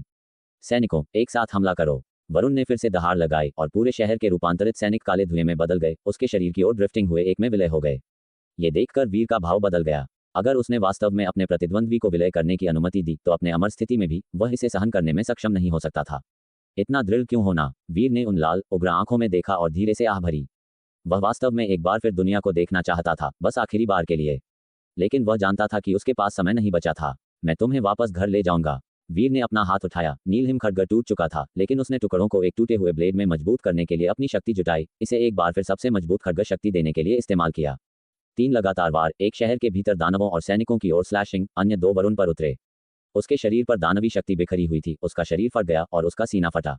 और जैसे ही उसने इतना शक्तिशाली हमला किया, वीर का मांस और रक्त तेजी से बिगड़ गया। मजबूत नीलहिम खड्ग भी मलबे में बदल गया, जिससे उसके पास आगे चार्ज करने, लगातार अपने मुक्के स्विंग करने के अलावा कोई विकल्प नहीं बचा। धम धम धम, एक के बाद एक वार उसके मुक्कों ने वरुण के विशाल दानवी रूप को पीटा, हर जगह छेद कर दिए। दानवी ऊर्जा रैटलिंग और भीतर से डिसिपेटिंग हो रही थी। वरुण ने क्रोध की एक दहाड़ लगाई, फिर भी उसका शरीर वीर द्वारा पूरी तरह से ओवरपावर्ड हो गया। उसे लगा कि वह असफल हो गया है। मैं घर जाना चाहता हूँ, मैं तुम सभी को वापस घर लाना चाहता हूँ। उसने एक घायल जानवर की करुण दहाड़ लगाई, उसकी आंखों से गर्म खून के आंसू बह रहे थे, जो नागद्वार के पतन की निराशा में लौटते हुए लग रहे थे। धमाका, वीर का अंतिम मुक्का स्वंग हुआ, उसके भीतर की दानवी उपस्थिति को पूरी तरह से कुचल दिया। विशाल दानव शरीर गायब हो गया, सीधे शहर में गिर गया। वीर का शरीर भयानक हो गया था, उसके सीने और पेट का मांस सब गिर गया था, पीछे केवल एक टूटा हुआ खोल बचा था। यहाँ तक कि अक्षय बल भी इसे कम नहीं कर सका और ये तेजी से खत्म हो रहा था। वीर ने शहर की ओर अपना सिर घुमाया, अचानक अपना हाथ उठाया और आकाश और धरती की सारी शक्ति खींच ली, एक स्विंग के साथ उसे अनलीस्ट कर दिया। खड्ग शक्ति की एक लहर उसके बगल से निकली, तेजी से फैल रही थी। इसकी विनाशकारी शक्ति साधना लोक के विस्तार के बराबर थी। यह उन सभी दानवों और उत्परिवर्तित सैनिकों को मिटा रही थी, जिनके पास से यह गुजरी। एक चीख भी समय पर उत्सर्जित नहीं हो सकी। इसमें त्रय अमर लोक के कुछ महान दानव और यहाँ तक कि दानवराज भी शामिल थे, किसी के पास विरोध करने की शक्ति नहीं थी। दीपशेख भागने की कोशिश कर रहा था, लेकिन वह बल बहुत तेजी से आया। उसने अपनी सारी ताकत से अपने साधना लोक का उपयोग करके ब्लॉक किया, क्रोध में दहाड़ लगाई, फिर भी उसका शरीर सबमर्ज हो गया। वीरपुत्र दीपक दूर से दौड़ा आया, केवल वीर के शरीर को धूल की तरह फीका होते देखने के लिए। वरुण गहरे गड्ढे से बाहर निकला, उसके बाल बिखरे हुए थे, लेकिन उस पर दानवी उपस्थिति का कोई संकेत नहीं था, कोई अंधेरी ऊर्जा नहीं थी, और उसकी आंखों में लाल रंग गायब हो गया था। उसने चारों ओर देखा, और जब उसने वीर को हवा के बीच में लगभग गायब होते हुए देखा, तो उसकी पुतलियां अचानक सिकुड़ गईं, और वह जल्दी से उसकी ओर दौड़ा। मेरे बच्चे, वह एक इंद्रधनुष की तरह तेजी से दौड़ा, वीर के सामने पहुंचा, कांपते हुए विलीन हो रहे शरीर को देखा। तुमने इतना मूर्खतापूर्ण काम कैसे किया? वीर ने महसूस किया कि उसकी चेतना आकाश और धरती की शक्ति द्वारा खींची जा रही थी, डिसिपेट होने वाली थी। उसने वरुण को देखा जो स्पष्टता रिगेन कर चुका था। उसने कमजोर ढंग से मुस्कुराया। अब तुम्हें वापस जाने में सक्षम होना चाहिए। उसके बगल में सुनहरे अक्षर दिखाई दिए, वीर को सूचित करते हुए कि मुख्य खोज पूरी हो गई है।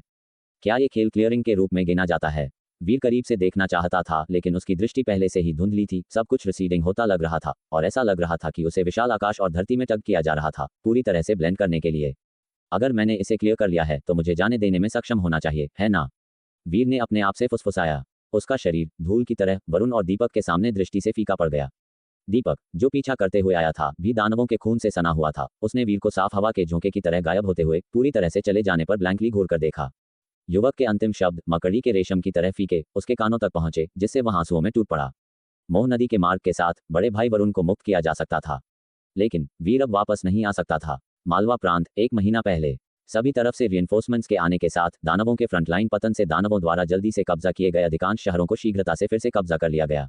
मालवा प्रांत के चारों ओर युद्ध के झंडे सोरंग थे। कुछ शहरों में लिंगरिंग दानवों को लोगों को अत्यधिक नुकसान पहुंचाने से रोकने के लिए वरुण ने विपुल के साथ मुख्य सेना से एक हल्की घुड़सवार टुकड़ी को वापस लेने के बारे में चर्चा की। इकाई को हाउतियान पताकाओं से बदलते हुए वे दानवों को डराने और स्थिति की स्काउटिंग के लिए पहले विभिन्न शहरों में जाते थे।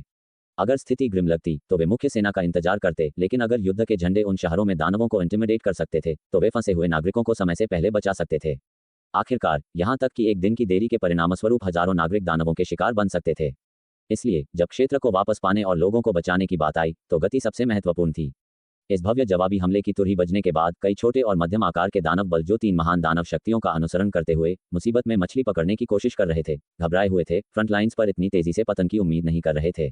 मूल रूप से त्रिकालिज्ञ भवन से कई अनुकूल युद्ध रिपोर्ट सुनने पर उन्होंने मालवा प्रांत पर दानवों का कब्जा लगभग निश्चित मान लिया था। फिर भी स्थिति उलट गई थी। भय की यादें उनकी नसों में प्राचीन राजवंश में ब्रांडेड फिर से उभरी। अपने रैंक्स के भीतर पुराने दानवों वाले कई बलों ने अराजकता का फायदा उठाते हुए वापस जाने का फैसला किया, जो मालवा प्रांत में व्याप्त थी, जिसने उन्हें ट्रैक करना मुश्किल बना दिया।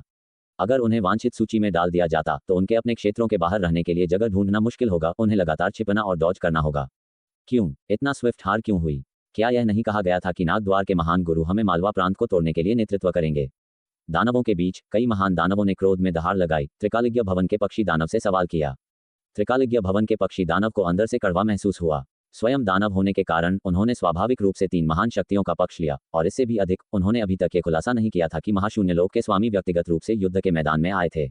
ये युद्ध के बारे में गुप्त जानकारी थी जिसे लीक नहीं किया जाना चाहिए, ताकि इन सूचित दानवों को मानव जाति द्वारा कब्जा कर लिया जा सके और जानकारी उन्हें ज्ञात हो जाए। फ्रंटलाइन खुफिया जानकारी के अनुसार नागद्वार पराजित हो गया है। विशिष्ट कारण के लिए आपको रक्त जैद के साथ भुगतान करना होगा। त्रिकालिज्ञ भवन के पक्षी दानव द्वारा दानव बलों के जवाब में यही वाक्यांश दिया गया था। युद्ध के परिणाम की परवाह किए बिना त्रिकालिज्ञ भवन द्वारा अर्जित धन कम नहीं होगा। यही कारण था कि त्रिकालिज्ञ भवन, जबकि कॉम्बैट पावर में कमी लगती थी, फिर भी शीर्ष दानव बलों में रैंक कर सकता था, नागद्वार जैसी शक्तियों के बराबर। कुछ दानवों ने बस अपने जीवन के लिए भागने का फैसला किया, आगे पूछताछ करने की परवाह नहीं की, ये जानते हुए कि समय के साथ ऐसी जानकारी स्वाभाविक रूप से सार्वजनिक हो जाएगी और वे इसे बाद में मुफ्त में सीख सकते थे। फिर भी कुछ धनी और अधिक इरिटेबल दानवों ने, हालांकि अनॉयड, फिर भी तुरंत खुफिया जानकारी खरीदने का फैसला किया और जल्द ही त्रिकालिज्ञ भवन पक्षी दानव के मुंह से विस्तृत कारण सीखे। महाशून्य लोक के स्वामी ने व्यक्तिगत रूप से कमान संभाली, लेकिन मानव जाति का एक युवा सेनापति उभरा, युद्ध के मैदान में शामिल हुआ, 7 दानवराजों को मार डाला और महाशून्य लोक के स्वामी और नागद्वार के महान गुरु द्वारा पीछा किया गया, मालवा प्रांत के क्षेत्र के बाहर भाग रहा था। ये खबर दानवों के बीच तेजी से फैली। दानव जो आमतौर पर देवद्वार दर्रा के बाहर रहते थे और कहीं और चले गए थे, इस जानकारी को सुनकर आश्चर्यचकित थे, लेकिन अत्यधिक स्तब्ध नहीं थे, क्योंकि वे लंबे समय से देवद्वार दर्रा की रखवाली करने वाले युवा सेनापति की शक्ति को जानते थे। मालवा प्रांत के बाहरी इलाके के आसपास बिखरे हुए अन्य दानव, हालांकि, वास्तव में चकित थे कि मानव जाति के भीतर एक असाधारण प्रतिभा का जन्म हुआ था। एक पुराने दानव ने 1 दशक से अधिक पहले शिलागढ़ में हुई घटना को याद करते हुए विलाप किया। यह एक युवा सेनापति था जो कहीं से भी उभरा था, केवल 1000 लौह घुड़सवार सेना का नेतृत्व कर रहा था, अकेले ही पूरे प्रांत को शांत कर दिया था और उसकी रखवाली की थी। अब 15 साल बाद एक और युवा सेनापति उभरा था जो चक्रीय डेस्टिनी जैसा लग रहा था। ये भी संकेत देता लग रहा था कि मानव जाति का भाग्य कम नहीं हुआ था और अभी भी दानवों के सिर पर एक तीनधारी तलवार की तरह लटका हुआ था। हाउतियान नाम सुनकर दानव टूट पड़े, फ्रैंटक पलायन में बिखर गए। इस पुनः प्राप्त करने के ऑपरेशन में अधिक सैन्य शक्ति का उपभोग नहीं हुआ और महान आर्यावर्त साम्राज्य के राजपरिवार की सेना रिइंफोर्समेंट्स के लिए आने के साथ मालवा प्रांत को घेरते हुए उन्होंने कई भाग रहे दानवों को नष्ट कर दिया। मूल 5 लाख शाही सैनिकों को जो रिइंफोर्समेंट्स के रूप में आए थे, अब केवल क्लीनअप काम से निपटना था। नतीजतन भाग रहे दानवों को विशाल सेना की स्वीपिंग ज्वार का सामना करना पड़ा, जिससे भारी कैजुअल्टीज हुई। दानवों की एक छोटी संख्या जो भागने में सफल रही, उन्होंने अपनी रेसेस को एक्सटर्मिनेटेड और बलों को नष्ट कर दिया। केवल मुट्ठी भर मामूली दानवों को डर और पीड़ा से भरी यादों के साथ दूर जाने दिया। रिपोर्ट, युवराज। स्काउट वापस लौटा। सम्राट यू महान आर्यावर्त साम्राज्य के सम्राट का बैनर लेकर, सम्राट यू के विशिष्ट काले रंग में जयंत के लिए उड़ते हुए पात्रों के साथ। 30 कोस आगे उस शहर में दानवों ने इसे छोड़ दिया है और भाग गए हैं। अब एक सैन्य बल वहां कब्जा कर रहा है। शहर में शेष गार्ड्स और नागरिकों को घायल का इलाज करने के लिए रैलिंग कर रहा है। स्काउट तेजी से डिसमाउंटेड हुआ और विस्तार से बताया। उसके सामने एक अजगर था जिसका शरीर लाल स्केल्स में ढका हुआ था और 1 दर्जन जंग लंबा था, जिसके पीठ पर एक युवा व्यक्ति खड़ा था जो सुनहरे दिव्य कवच पहने हुए था। उसकी केप हवा में बिलोइंग कर रही थी। युवराज कहे जाने का अर्थ उसके असाधारण स्टेटस को दर्शाता था। उसके दिव्य कवच के सीने पर जयंत का पात्र उसकी पहचान को स्पष्ट करता था और दरबार और महान परिवारों से परिचित था। वह दर्जनों एक्स्ट्रॉर्डिनरी फेमस राजकुमारों में से एक था, 13वें युवराज जयंत। इतनी कम उम्र में उसने पहले ही अविश्वसनीय उपलब्धियां स्थापित कर ली थीं और अपनी बहादुरी के लिए जाना जाता था। अगर वह शाही परिवार में पैदा नहीं होता तो उसे आसानी से सेनापति के रूप में एनोबल्ड किया जा सकता था। इस क्षण जयंत ने स्काउट की बातें सुनकर थोड़ा अपनी भौहों को फरोट किया और कहा जाता है कि वहां एक महान दानव प्रिजाइडिंग कर रहा था। उसे इतनी शांति से पीछे हटाने के लिए उन्होंने कितने सैनिकों का इस्तेमाल किया? कथित तौर पर एक भी सैनिक या हथियार का टुकड़ा घायल नहीं हुआ। स्काउट ने सम्मानपूर्वक उत्तर दिया, सिर झुकाकर और स्थिति को विस्तार से समझाया। सुनने के बाद जयंत की आंखों में उसकी आर्च भौहों के नीचे आश्चर्य दिखाई दिया, जो तब एक ठंडी स्टर्ननेस में बदल गया। हाउतियान पताका। ये हास्यास्पद है कि एकमात्र झंडा एक महान दानव को डरा सकता है। क्या महान आर्यावर्त साम्राज्य के राजपरिवार का पैतृक बैनर उस हाउतियान पताका से अधिक इंटिमिडेटिंग नहीं है? ऐसा लगता है कि पिता हाल के वर्षों में इन दानवों के प्रति बहुत मर्सिफुल रहे हैं। रणवीर हवेली के मुखिया वरुण का चेहरा क्रोध से तमतमाया हुआ था। आदेश प्रसारित करो, उन्होंने ठंडी आवाज में कहा। रास्ते में मिले सभी दानवों का वध किया जाए, किसी को जीवित न छोड़ें। महादानव को जिंदा पकड़ो और मालवा प्रांत शांत होने के बाद मैं एक विशाल वेदी बनवाऊंगा और उस महादानव को जलाकर विश्व के दानवों को भयभीत करूंगा। इन दानवों को पता चलना चाहिए कि महान आर्यावर्त साम्राज्य के क्षेत्र पर आक्रमण करने वालों का क्या हश्र होता है। शाही सेना के घटनास्थल पर पहुंचने के साथ ही अन्य प्रमुख राज्यों की सेनाएं भी युद्ध क्षेत्र में सहायता के लिए मालवा प्रांत की ओर दौड़ पड़ी थीं। इन सेनाओं में कुलीन परिवारों के युवा, विभिन्न नदी तट धुआंधार सदन के संप्रदाय और स्थानीय सेनाएं शामिल थीं। मालवा प्रांत की दुर्दशा सुनकर हर दिशा से सहायता भेजी गई थी। हालांकि प्रत्येक प्रमुख राज्य का क्षेत्रफल 70 से 1 लाख कोस तक विशाल था, इसलिए जब तक सेनाएं तेजी से मार्च करने के लिए कुछ गुप्त सैन्य साधनों का उपयोग नहीं करती, सुदृढ़ीकरण में अक्सर समय लगता था। जब तक सभी सहयोगी सेनाएं पहुंची, मालवा प्रांत के युद्ध क्षेत्र की सफाई लगभग समाप्त हो चुकी थी। दानवों के शुरुआती हमले से लेकर अभियान की समाप्ति तक कुल 10 दिनों से भी कम समय लगा था। अब केवल क्षेत्र के भीतर विभिन्न स्थानों पर छिपे हुए दानवों को पकड़ना बाकी था। इनमें से कुछ दानव छिपने के लिए शहरों और अन्य स्थानों पर भाग गए थे और अशांति के थमने का इंतजार कर रहे थे ताकि वे लोगों को फिर से खतरे में डाल सकें। आखिरकार रक्षा पंक्ति टूट गई थी और यह पता नहीं था कि कितने दानव अंदर घुसे थे और मालवा प्रांत एक बड़ा क्षेत्र था जिसकी पूरी तरह से जांच करने की आवश्यकता थी। मालवा प्रांत के सैन्य विभाग में विपुल की आंखों में आशा की किरण चमकी। उन्होंने कहा, हे पुराने साथ, हमने अभी त्रिकालिज्ञ भवन से एक पक्षी दानव से पूछताछ की है। वीर ने तीनों दानवराजों को मोह नदी की ओर खींच लिया है, जहां आपके चौथे चाचा तैनात हैं। शायद चौथे चाचा की मदद से वीर को कोई नुकसान नहीं होगा।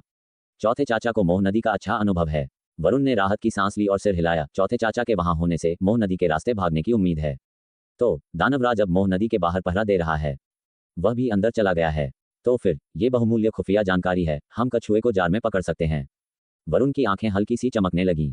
विपुल ने सिर हिलाया, लेकिन दीपशेख आधा कदम साधना हृदय लोक में है। उसका शिकार करने के लिए हमें दूसरे चाचा को बुलाना होगा और शायद वह भी पर्याप्त न हो। हमें अभी भी रणवीर हवेली के उन लोगों की सहायता की आवश्यकता है जो सागर शांत दिव्य सुई रखते हैं। अगर हमें श्यामांगिनी परिवार की उस बूढ़ी महिला से मदद मिल पाती। वह रुके, फिर सिर हिलाया। वह बूढ़ी महिला वर्षों से श्यामांगिनी परिवार की धुरी बनी हुई थी और शायद ही कभी बाहर निकलती हो। इस मामले के लिए उनके कार्रवाई करने की संभावना कम थी। विपुल ने विचारपूर्वक सुझाव दिया, हम बुद्ध स्वामी से क्यों नहीं पूछते? वरुण की आंखें थोड़ी सनकरी हो गईं और उन्होंने कहा, बुद्ध स्वामी शायद हस्तक्षेप न करें। वह शायद किसी बोधिसत्व को भेज देंगे। तुम्हें मालवा प्रांत में इस बार जो हुआ उसे साफ देखना चाहिए था। विपुल ने लिन वरिष्ठ और कुछ अफवाहों के बारे में सोचा, धीरे से सिर हिलाया। लेकिन गणपद्म पीठ के सच्चे गुरु अपने निवास को छोड़ने में अनिच्छुक हैं। हम निश्चित रूप से इस दुर्लभ अवसर को हाथ से जाने नहीं दे सकते। हम शाही परिवार से हस्तक्षेप करने के लिए कहते हैं। उनके आह्वान के साथ मैंने सुना है कि राजकुमार जयन और राजकुमार जयचंद दोनों आ गए हैं। चलो उनसे बात करते हैं। अगर वे तलवार साधु जैसे अन्य शक्तिशाली हस्तियों को घेरने के लिए बुला सकते हैं और शाही अंगरक्षकों के कमांडर को भी बुला सकते हैं तो दीपशेख का मरना निश्चित है। वरुण की आंखों में एक ठंडी चमक कौंधी। सहमत, विपुल ने जवाब में सिर हिलाया। मालवा प्रांत में विद्रोह शांत होने और शांति बहाल होने के साथ राजकुमार जैन ने मालवा प्रांत की सेना और रणवीर हवेली के सहयोग से राज्य के भीतर एक विशाल वेदी का निर्माण किया और त्रय अमर लोक के 9 महादानवों की स्वर्ग में बलि दी। ये कार्य बाहरी तौर पर मालवा प्रांत की जनता की आत्माओं का सम्मान करने के लिए था, लेकिन वास्तव में इसका उद्देश्य दानवों को डराना था। खबर तेजी से फैली, सीमाओं के पार दानवों में और भी अधिक भय पैदा किया। दानव बलि अनुष्ठान समाप्त होने के बाद संदेश हर कोने में भेजे गए। श्यामांगिनी परिवार में एक सादे आंगन में एक बूढ़ी महिला मुर्गियों और बत्तखों को दाना डाल रही थी। चुक चुक, उन्होंने एक मुट्ठी चावल निकालकर कई चूजों के सामने फेंक दिया, उन्हें दाना चुगने दिया। छोटा पीला चूजा शालीनता से चावल चुग रहा था, बड़े चाव से अपना भोजन कर रहा था। अचानक छोटे आंगन का दरवाजा खोला गया और फटे हुए कपड़े पहने एक अधेड़ उम्र की महिला हाथ में एक पत्र लिए अंदर आई। वह साधारण दिखती थी, उसके बालों में भूरे रंग की लकड़ी की पिन लगी थी, फिर भी मोटे सन के आस्तीन के नीचे उसकी त्वचा मटन चर्बी जितनी सफेद थी, जो हल्के से स्पर्श पर भी नाजुक लगती थी। बुजुर्ग महिला एक झूलने वाली कुर्सी पर बैठी थी, धीरे से झूल रही थी, एक दयालु अभिव्यक्ति के साथ अपने सामने छोटे पीले चूजे को चावल चुगते हुए देख रही थी। जब अधेड़ उम्र की महिला करीब आई तभी उन्होंने ऊपर देखा और स्वाभाविक रूप से दूसरे के हाथ में पत्र पर नजर डाली। उनका मुस्कुराता हुआ चेहरा थोड़ा गंभीर हो गया। मालकिन, ये ली परिवार का पत्र है। अधेड़ उम्र की महिला ने एक कोमल और सम्मानपूर्ण लहजे में बात की। बुजुर्ग महिला ने पत्र लेने के लिए हाथ बढ़ाया और उसे धीरे धीरे पढ़ा। थोड़ी देर बाद उन्होंने धीरे से पत्र बंद कर दिया और बुदबुदाई। अब जब देश का भाग्य क्षीण हो रहा है तो ये बूढ़े लोग बेचैन होने लगे हैं। मालकिन, क्या हमें जाना चाहिए? अधेड़ उम्र की महिला ने सावधानी से फुसफुसाया। ये वास्तव में जीवन में एक बार मिलने वाला अवसर है और वह दीपशेख जो साधना हृदय लोक के साथ है, उसे मोह नदी में नहीं गिरना चाहिए। एक बार जब वह बाहर आएगा तो वह शिकार के लिए एक आदर्श समय होगा। बुजुर्ग महिला ने पत्र को झूलने वाली कुर्सी के पीछे रख दिया और अपने पैरों पर छोटे पीले चूजे को फेंकने के लिए एक और मुट्ठी चावल उठाया। त्रिकालज्ञ भवन ने यह खुफिया जानकारी अन्य दानव शक्तियों के साथ साझा कर दी होगी, है ना? दानव हालांकि अक्सर एक दूसरे से झगड़ते हैं, फिर भी जीवन में आपसी निर्भरता के सिद्धांत को समझते हैं। प्राचीन दानव भवन और महाशून्य लोक में मेल नहीं है, वे शायद सुदृढ़ीकरण नहीं भेजेंगे, लेकिन भूख उपत्यका, नागद्वार और पवित्र भवन सभी लोग भेजेंगे। यह एक अवसर और एक जाल दोनों है। ये लड़ाई दानवों के लिए चारा भी हो सकती है। जैसे ही उन्होंने बात की, उन्होंने अपने पैर से एक छोटे पीले चूजे को धीरे से ठोकर मारी और हंसते हुए कहा, लालची मत बनो और यह सब मत खाओ। दूसरों के लिए भी कुछ छोड़ दो। सबसे बड़ा छोटा पीला चूजा एक तरफ धकेल दिया गया, कुछ हद तक नाराज दिख रहा था और फिर अधेड़ उम्र की महिला के पैरों के पास सिमट गया। अधेड़ उम्र की महिला ने अपनी मुद्रा थोड़ी बदली और फिर कहा, तो मालकिन, क्या आपका मतलब है कि हमें अभी के लिए केवल स्थिति का निरीक्षण करना चाहिए?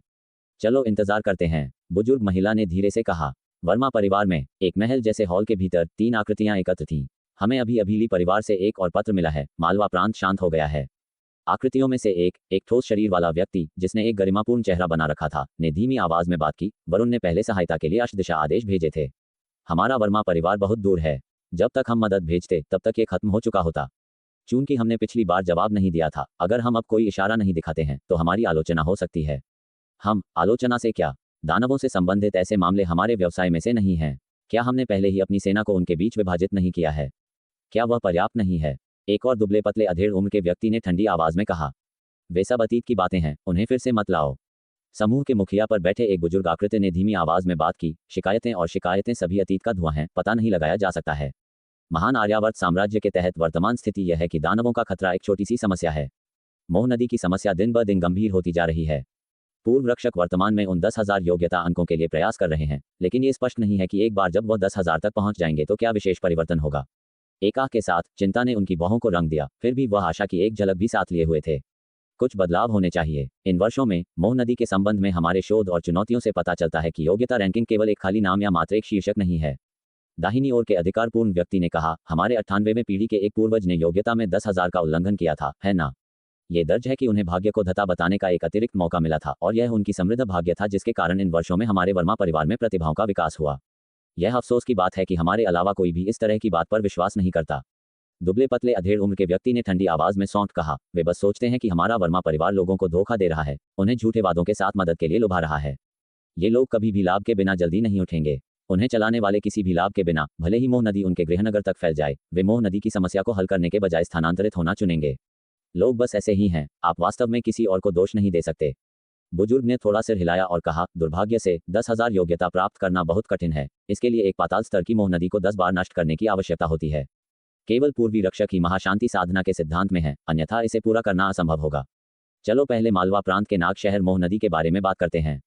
अधिकारपूर्ण चेहरे वाले अधेड़ उम्र के व्यक्ति ने कहा, उसली परिवार के युवक ने उन तीनों दानवराजों को नाग शहर मोह नदी में फुसलाया, शायद नदी में उनके साथ मिलकर नष्ट होने की योजना बना रहा हो। मोह नदी का वह खंड अत्यधिक खतरनाक है, अन्य पाताल स्तर की मोह नदियों से अधिक परेशानी वाला यह ऐसी नदियों के शीर्ष 10 के भीतर रैंक कर सकता है। दीपक मेली परिवार का खून है, एक प्राकृतिक लाभ, लेकिन फिर भी इन वर्षों में ज्यादा प्रगति नहीं हुई है। यह अनिश्चित है कि इस बार कोई उपलब्धि होगी या नहीं। दरअसल यह एक दुर्लभ अवसर है एक कछुए को जार में पकड़ने का, महाशून्य लोक के संप्रभु को मारने का। महाशून्य लोक निश्चित रूप से गंभीर रूप से घायल हो जाएगा, शीर्ष शक्तियों से गिर जाएगा, जिससे राक्षस दमन विभाग को सफाई के लिए लोगों को भेजने की अनुमति मिलेगी, सीमा पर दबाव कम होगा। लेकिन अन्य पवित्र भवन और नागद्वार शायद चुपचाप नहीं बैठेंगे और हमारे कार्यों का अनुमान भी लगा सकते हैं, जिससे समय आने पर एक बड़ी लड़ाई होगी। आप क्या सोचते हैं, क्या हमें पूर्वी रक्षक के चाचा को बाहर आने के लिए कहना चाहिए या क्या हमें खुद जाना चाहिए? यदि श्यामांगिनी परिवार की बूढ़ी मालकिन हस्तक्षेप नहीं करने का फैसला करती हैं, तो हम समय पर वापस हट सकते हैं। मुझे नहीं लगता कि यह इसके लायक है, दुबले पतले अधेड़ उम्र के व्यक्ति ने कहा। पूर्वी रक्षक के चाचा के लिए मोह नदी की सफाई करना पहले से ही काफी कठिन है, और उसके ऊपर इस तरह की चीज के लिए चारों ओर भागना, क्या यह हास्यास्पद नहीं है? उस समय ये सहमति हुई थी कि वे सीमा की रक्षा करेंगे और हम मोह नदी की देखभाल करेंगे। अब वे चाहते हैं कि हम उनकी गड़बड़ी का भी प्रबंधन करें, क्या यह एक मजाक नहीं है? अधिकारपूर्ण व्यक्ति ने बुजुर्ग को देखा, जो थोड़ी देर के लिए चुप रहे, फिर अंततः बोले, मैं खुद पहले एक यात्रा करूंगा, वहां जाकर देखूंगा। पूर्वी रक्षक के चाचा के मोह नदी से बाहर आने का इंतजार करो, यदि आवश्यक हो तो उन्हें आने से पहले आराम करने दो। चाचा, क्या आप वास्तव में जा रहे हैं? दुबला पतला अधेड़ उम्र का व्यक्ति चकित रह गया और कहने से खुद को रोक नहीं पाया, हमारा वर्मा परिवार अब इन दानवों के साथ शामिल नहीं है। इन वर्षों में वे दानवों को मार रहे हैं और पुण्य कर्म कर रहे हैं, और हालांकि ली परिवार ने युद्ध में 6 बेटे खो दिए हैं, कम से कम उन्होंने अपना कर्तव्य निभाया और एक साफ विवेक अर्जित किया। लेकिन मोह नदी में मरने वालों को हमारे वर्मा परिवार से कौन याद करेगा? यहाँ तक कि योग्यता बोर्ड भी उनके नाम मिटा देगा। अब दुनिया में किसी से भी पूछो, कौन याद करता है कि वर्मा परिवार भी रणवीर हवेली का हिस्सा है? अगर हम उनकी मदद करते हैं तो मोह नदी को साफ करने में हमारी मदद कौन करेगा? बुजुर्ग ने उनके उत्तेजित भाषण को सुना, एक पल के लिए चुप रहे, फिर ऊपर देखा और उनसे कहा, मेरी यात्रा वर्मा परिवार की जिम्मेदारियों को अपने ऊपर लेने के बारे में नहीं है, बल्कि एक मार्शल कलाकार के विवेक के बारे में है। मनुष्य और दानव सहज शत्रु हैं, दानवों का वध करना और बुराइयों को दूर करना हमारे जैसे लोगों के मार्शल लक्ष्य हैं। यदि कोई मार्शल कौशल रखता है लेकिन बाजारों में डरपोक जीवन जीता है, तो क्या फायदा? दुनिया वर्मा परिवार के गुणों के बारे में नहीं जान सकती है, लेकिन आकाश जानता है, पृथ्वी जानती है, सम्राट जानता है, और हमारे वर्मा परिवार के वंशज याद रखते हैं, वह पर्याप्त है। दुबले पतले अधेड़ उम्र के व्यक्ति ने उनका दृढ़ संकल्प देखा, चकित रह गया, उसके होंठ हल्के से कांप गए, और अंत में उन्होंने और कुछ नहीं कहा। महान आर्यावर्त साम्राज्य के पवित्र राजधानी युजोऊ में राजसी शाही महल के भीतर एक गहरे आंगन के अंदर स्नैप, एक कुरकुरी आवाज के साथ आड़ू के फूल से भरे एक आंगन में एक मंडप में 2 आकृतियां आराम से एक दूसरे के सामने शतरंज खेल रही थीं। एक थे सम्राट यू और दूसरे ने शानदार जियो वस्त्र पहने थे। वह लगभग 40 के दिखते थे, लेकिन उनके कनपटी पर कुछ सफेद बालों की लंटें थीं। उनकी कमर की पट्टिका पर किंग चरित्र उकेरा गया था, और शाही महल और यहाँ तक कि पूरे युजोऊ में हर कोई जानता था कि यह केवल एक ही पहचान का प्रतिनिधित्व करता है, राजकुमार किंग जयपहाड़। दरबार के बाहर नदी तक धुआंधार सदन में उनका एक और नाम था, हरित पहाड़ साधु गुरु। भ्राता सम्राट, आप फिर से जीत गए। जयपहाड़ ने देखा कि उनका अपना क्षेत्र काले पत्थरों से मरम्मत से परे विच्छेदित हो गया था, जिससे उनकी जीवन रेखा पूरी तरह से टूट गई थी, और वह केवल एक धनुष के साथ स्वीकार करते हुए कटुता से मुस्कुरा सकते थे। सम्राट यू हंसे, अगर तुम मुझे जीतने देते रहे तो शतरंज खेलने में मजा नहीं आएगा। मैं आपको जीतने की हिम्मत नहीं करूंगा भ्राता सम्राट, मैंने अपना सब कुछ दे दिया है, फिर भी कौशल आपके अपेक्षाकृत कम है। जब मैं वापस आऊंगा तो मुझे और अभ्यास करना चाहिए, जयपहाड़ ने एक कड़वी मुस्कान के साथ जवाब दिया। सम्राट यू बयान से प्रसन्न होकर मुस्कुराना बंद नहीं कर सके, क्योंकि उन्होंने कहा, तुम्हारे शतरंज के कौशल को वास्तव में सुधार की आवश्यकता है। मुझे तुम्हारे कौशल को तेज करने के लिए तुम्हारे निवास पर जाने के लिए एक बेहतर शतरंज खिलाड़ी ढूंढना चाहिए। इतने सालों के बाद तुमने थोड़ा भी सुधार नहीं किया है, बच्चे जितना भी अच्छा नहीं। जयपहाड़ निःशब्द रह गए और एक जबरदस्ती मुस्कान के साथ कहा, भ्राता सम्राट, अब आप मेरा मजाक उड़ा रहे हैं। मेरे शतरंज के कौशल आपके मुकाबले के नहीं हो सकते हैं, लेकिन मैं छोटे शतरंज साधु के खिलाफ खुद को रोक सकता हूँ। मैं बच्चे से बेहतर कैसे नहीं हो सकता? अपने भाई को अविश्वसनीय देखकर सम्राट यूं हंसे, लेकिन विभिन्न पेड़ के नीचे लापरवाह युवाओं के बारे में सोचते ही उनकी मुस्कान फीकी पड़ गई। वह चुप रहे। उन्होंने अपने हाथ में पकड़े गए शतरंज के टुकड़े को नीचे रखा और धीरे से कहा, तुम मालवा प्रांत की स्थिति के बारे में पहले से ही जानते हो, तुम्हारी क्या योजनाएं हैं? ये देखकर जयपहाड़ ने शतरंज की बिसात को छेड़ना बंद कर दिया और गंभीरता से जवाब दिया, पवित्र भवन और नागद्वार महाशून्य लोक मालवा प्रांत पर हमला कर रहे हैं, और अन्य दानवी शक्तियां भी उत्सुकता से आगे बढ़ रही हैं। अन्य राज्यों पर नजर गड़ाए हुए हैं, उन्हें कहीं और बहुत अधिक संसाधन आवंटित करने से रोक रही हैं। उनका उद्देश्य मालवा प्रांत को एक उल्लंघन के रूप में उपयोग करना है, और एक बार जब मालवा प्रांत सुरक्षित हो जाता है तो वे वही नदी से जलीय कुल दानवों के उछाल के साथ अन्य राज्यों पर हमला करने की योजना बनाते हैं, और फिर मालवा प्रांत के इलाके पर भरोसा करते हैं, जो भूमि से रक्षात्मक और जल सेनाओं द्वारा हमला किया जा सकता है। वे वास्तव में हमारे महान आर्यावर्त साम्राज्य के खिलाफ कार्रवाई करने के बारे में गंभीर हैं। सम्राट यू ने धीरे से सिर हिलाया और कहा, तुम्हें उनके पीछे की स्थिति के बारे में भी पता होना चाहिए। जयपहाड़ की आंखें थोड़ी संकरी हो गईं और उन्होंने सिर हिलाया। मैंने सुना है कि ली परिवार के बच्चे ने महाशून्य लोक के संप्रभु को नाग शहर मोह नदी में फुसलाया। अब कछुए को जार में पकड़ने का एक उत्कृष्ट अवसर है। भ्राता सम्राट, क्या आपने मुझे शिकार में शामिल होने के लिए यहाँ बुलाया? मैंने तुम्हें शिकार करने के लिए कहा, लेकिन लक्ष्य नाग शहर मोह नदी नहीं है। सम्राट यू की उंगलियों ने शतरंज की बिसात पर हल्के से टैप किया। उनकी निगाहें एक काले टुकड़े पर पड़ी जो बिसात से गिर गया था, और वह मुस्कुराए कह रहे थे, कभी कभी खेल का परिणाम बिसात पर नहीं बल्कि उसके बाहर तय होता है। नागद्वार के उस बुजुर्ग राकासुर ने अपनी चाल चली, मालवा प्रांत को लेने के प्रयास में दीपशेख के साथ सहयोग किया। सामने से गुप्त रिपोर्टों के अनुसार दीपशेख ने चाल चलने की योजना नहीं बनाई थी, लेकिन उस बच्चे के बहुत परेशान होने के कारण खुद को दिखाने के लिए मजबूर होना पड़ा। हालांकि नागद्वार के मालिक और पवित्र भवन के कई बुजुर्गों ने इस लड़ाई में भाग नहीं लिया। तुम्हें क्या लगता है कि वे सब कहाँ हो सकते हैं? जयपहाड़ का दिल हिल गया, जल्दी से एक जवाब के साथ आया। फिर भी उन्होंने सिर हिलाया और कहा, ये छोटा भाई मंदबुद्धि है, कृपया मुझे प्रबुद्ध करें बड़े भाई। सम्राट यू ने उदासीनता से बात की। ली परिवार की पुरानी पीढ़ी ने खुद को नहीं दिखाया, जिसका अर्थ है कि उन्हें समस्या का एहसास हो गया होगा।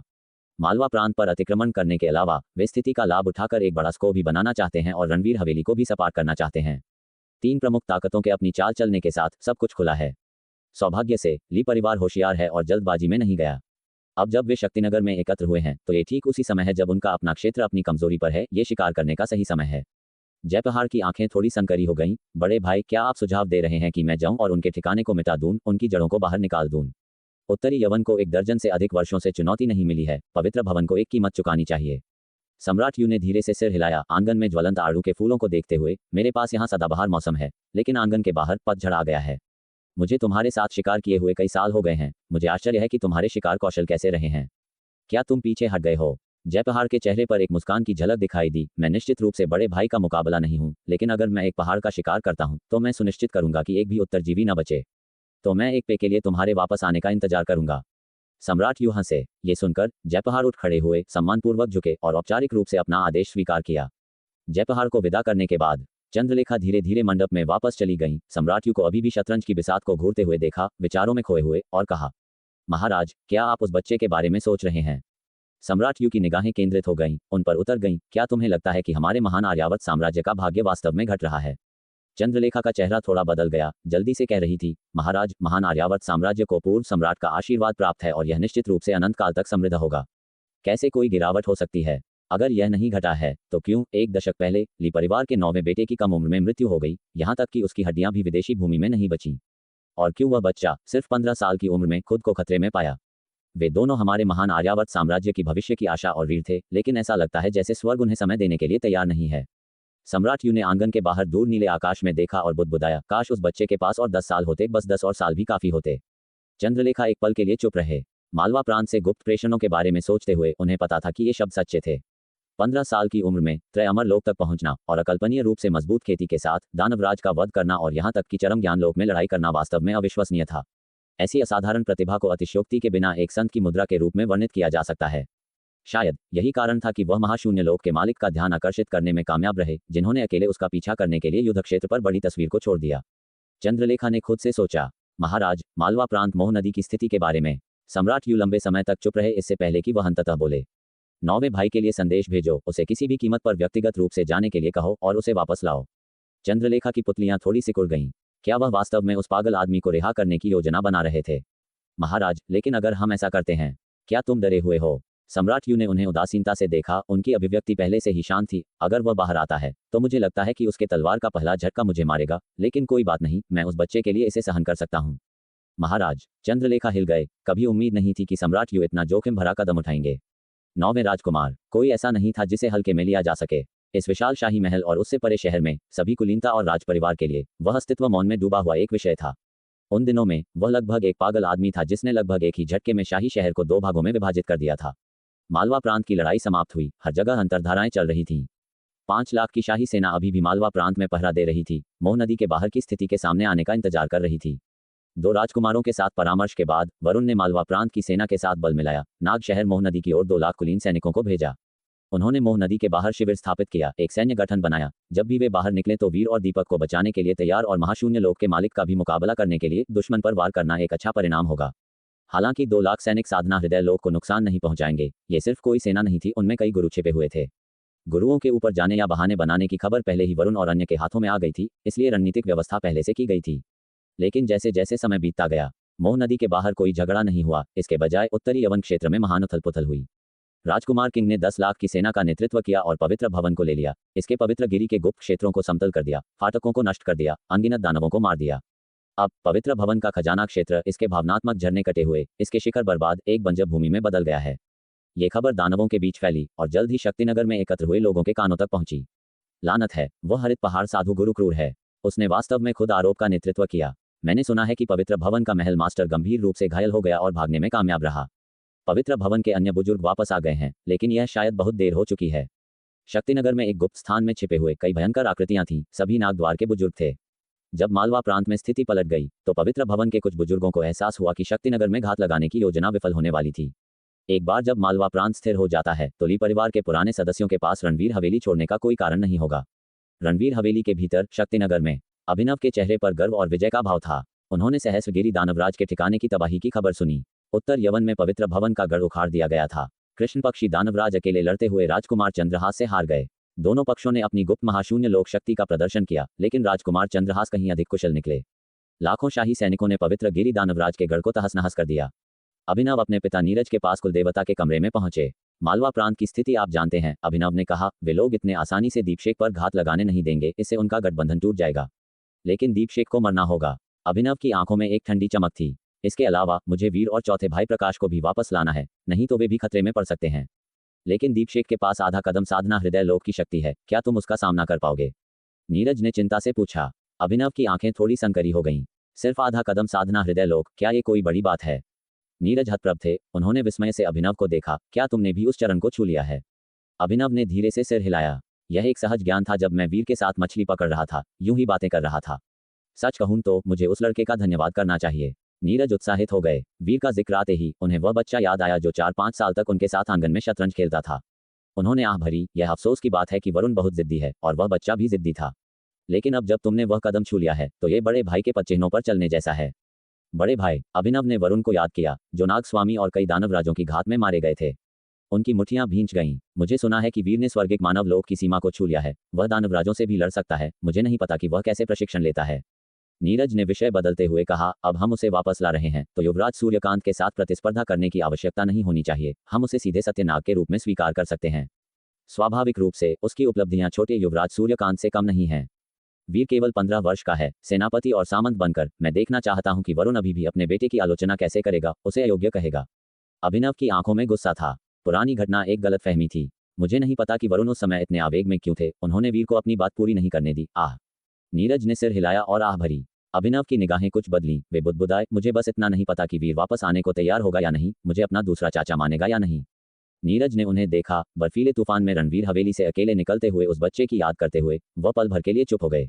समय बीतता गया। मालवा प्रांत शांत होने के बाद सबका ध्यान मोह नदी की ओर चला गया। वरुण लगातार स्थिति की निगरानी कर रहे थे। वे मोह नदी के सबसे करीब थे। एक और महीना बीत गया। वरुण अब और इंतजार नहीं कर सकते थे। मैं देवद्वार दर्रा जा रहा हूं, वरुण ने विपुल से कहा। क्या तुम वीर से मिलने जा रहे हो? लेकिन मैंने सुना है कि वह केवल उसका मार्शल आर्ट्स क्लोन है। विपुल तुरंत उनका इरादा समझ गए। उन्होंने रणवीर हवेली की रक्षा करते हुए एक पक्षी दानव से वीर के बारे में जानकारी प्राप्त की थी। दर्रे से 5000 कोस परे तक सब कुछ वीर ने साफ कर दिया था। किसी दानव की हिम्मत नहीं थी कि वह उस क्षेत्र का उल्लंघन करे। वरुण ने शाही दरबार को पत्र भी लिखा था ताकि वे वीर से पूछ सकें कि उसने ऐसी स्वर पहुंच वाली तकनीकें कहां सीखीं। उन्हें जवाब मिला कि खगोल वैधशाला के पास अभी ऐसे साधन नहीं हैं। जवाब पाकर वरुण चकित रह गए। क्या वह खड्ग व्यूह युद्ध ध्वज उस बच्चे ने खुद बनाया था? उन्होंने अपने अभिनव चाचा को पत्र लिखा था, लेकिन जवाब कुछ उपहासजनक था। वह तुम्हारा बेटा है, तुम मुझसे पूछ रहे हो। फिर मैं किससे पूछूं? अभिनव चाचा के मिजाज के आदी होने के कारण वरुण गुस्सा नहीं हुए, लेकिन जवाब से उन्हें एहसास हुआ कि उनके चाचा भी शायद नहीं जानते। मालवा प्रांत, नागदर्रा मार्ग पर मार्शल के सुनहरे कवच में सजे वरुण तेज गति से आगे बढ़ रहे थे। इतने वर्षों बाद नागदर्रा मार्ग पर कदम रखते हुए वरुण ने शिलागढ़ शहर की ओर देखा। उसकी शहर की दीवारें झंडों से भरी हुई थीं, जिन पर वह परिचित और पूजनीय प्रतीक था। उस पल शहर के रक्षक कमांडर ने वरुण को देखा, तुरंत मार्शल के कवच को पहचान लिया और आश्चर्यचकित हो गए। एक व्यक्ति तुरंत शहर की दीवारों से उड़ान भरकर उनका सम्मानपूर्वक स्वागत करने आया। प्रणाम मार्शल, वरुण ने थोड़ा सिर हिलाया। वीर कहाँ है? कमांडर का दिल धड़क गया। वे शहर के अंदर उन्हें मार्शल हाउतियान कहकर बुलाते थे। वीर का असली नाम लेने की मनाही थी। क्या आप असली वीर सेनापति के बारे में पूछ रहे हैं या तुम्हें क्या लगता है? वरुण ने उन्हें ठंडे ढंग से बाधित किया। सेनापति हाउतियान शहर में है, मुझे उसके पास ले चलो, वरुण ने आदेश दिया। कमांडर ने सम्मानपूर्वक सहमति दी और तुरंत रास्ता दिखाया। शहर में प्रवेश करते ही वरुण ने धीरे धीरे चलते हुए अपने आसपास का निरीक्षण किया। सड़क पर दुकानें, विक्रेता और सभ्य वेशभूषा में युवा अभिजात वर्ग के लोग थे जो संतुष्ट नागरिकों का एक सामंजस्यपूर्ण माहौल बना रहे थे। वरुण ने हवा में उड़ान भरी और कमांडर को निर्देश दिया, रास्ता दिखाओ। कमांडर तुरंत हवा में उड़ान भरा और गति बढ़ा दी। वरुण ने उसका पीछा करते हुए शहर के केंद्र तक पहुंचे, जहां एक खुला क्षेत्र था जो जागीरदार का हवेली प्रतीत होता था। आसपास की इमारतें साफ और प्रभावशाली थीं, लेकिन इसके विपरीत वह खुला क्षेत्र एक विनम्र बाड़ वाला आंगन था। क्या वह वहीं रहता है? वरुण ने भौहें सिकोड़ी। नागरिकों के लिए घर बनाने का समय है, फिर एक सभ्य जागीरदार का हवेली क्यों नहीं बनाया? मार्शल को जवाब देते हुए सेनापति हाउतियान ने कहा कि उनके पुराने दोस्त को यह छोटा आंगन पसंद है, इसलिए उन्होंने इसे वैसे ही रखा। अधिकारी ने जवाब दिया। वे जल्द ही बाढ़ वाले आंगन के सामने उतरे। ये कौन है? द्वार पर दो हाउतियान सेना के गार्डों ने पूछा। ये दंडकारी सैन्य के महान लोग, दंडकारी सैन्य के मार्शल हैं, प्रमुख अधिकारी ने तुरंत कहा। वरुण थोड़ा असहज महसूस कर रहे थे। क्या उसने तुम्हें बिल्कुल भी प्रशिक्षित नहीं किया है? तुम में कोई अनुशासन नहीं है। यदि तुम सब ऐसे ही लड़ाई में जाते तो तुम्हारा क्या अनुशासन होता? एक दंगा, वरुण ने गुस्से से कहा। मार्शल, कृपया थोड़ा इंतजार करें, मैं सेनापति हाउतियान को सूचित करता हूं। एक गार्ड ने हताशा में कहा, मुड़ा और आंगन में भाग गया। वरुण की अभिव्यक्ति थोड़ी बदल गई। दूसरे गार्ड ने जल्दी से वरुण को समझाया, कृपया अपना गुस्सा शांत करें मार्शल। हमारे सेनापति ने हमें कहा है कि कोई भी आए उन्हें रिपोर्ट करना है, अन्यथा उनका मूड खराब हो जाएगा। वरुण की आंखों में एक सख्त रोशनी कौंधी। मूड? कैसा मूड? गार्ड ने तुरंत एक माफी मांगने वाली मुस्कान देने की कोशिश की। सेनापति हाउतियान आमतौर पर दिन में झपकी लेना पसंद करते हैं, या शतरंज खेलते हैं, पेंटिंग करते हैं, अगर उन्हें असभ्य तरीके से परेशान किया जाता है। वरुण का चेहरा खट्टा हो गया। उन्होंने सोचा था कि वीर की आश्चर्यजनक प्रगति देवद्वार दर्रा पर कठोर साधना के कारण हुई होगी। फिर भी वह अभी भी सीमा पास पर भी ऐसे ही आराम से रह रहा था। अशिष्ट बच्चा। वरुण गुस्से में थे। एक पिता के रूप में जो खुद मिलने आए थे, उन्होंने खुद को वीर के सामने नीचा किया था और उन्हें वापस भेजा जा रहा था। क्या उसने खुद कहा, उसे कहो कि बाहर आए और मुझे खुद मिले? वरुण का चेहरा ठंडा पड़ गया। सेनापति हाउतियान पेंटिंग कर रहे हैं। किस बात की पेंटिंग? भगवान के लिए। एक सेनापति के रूप में क्या वह सोचता है कि वह एक विश्व प्रसिद्ध उत्कृष्ट कृति बना सकता है? वरुण में और शब्द सुनने का धैर्य नहीं था और उन्होंने अपने सामने खड़े गार्ड को धकेल दिया। वरुण ने आंखें मटकाकर चतुर्स्तंभ लोक का आभास उत्सर्जित किया। भयभीत कर देने वाले इस दबाव ने दोनों गार्डों को भयभीत कर दिया, उन्हें कठोर और गतिहीन छोड़ दिया। ठीक। तो दोस्तों, ये था आज का सफ़र जेएस नोवेल वर्ल्ड के साथ, जहाँ हर कहानी में होता है ट्विस्ट और थोड़ी सी मस्ती। अगर आपको मज़ा आया हो तो लाइक, शेयर और सब्सक्राइब करना ना भूलें। मिलते हैं अगले एपिसोड में। तब तक बने रहिए जेएस नोवेल वर्ल्ड के अद्भुत दुनिया के साथ।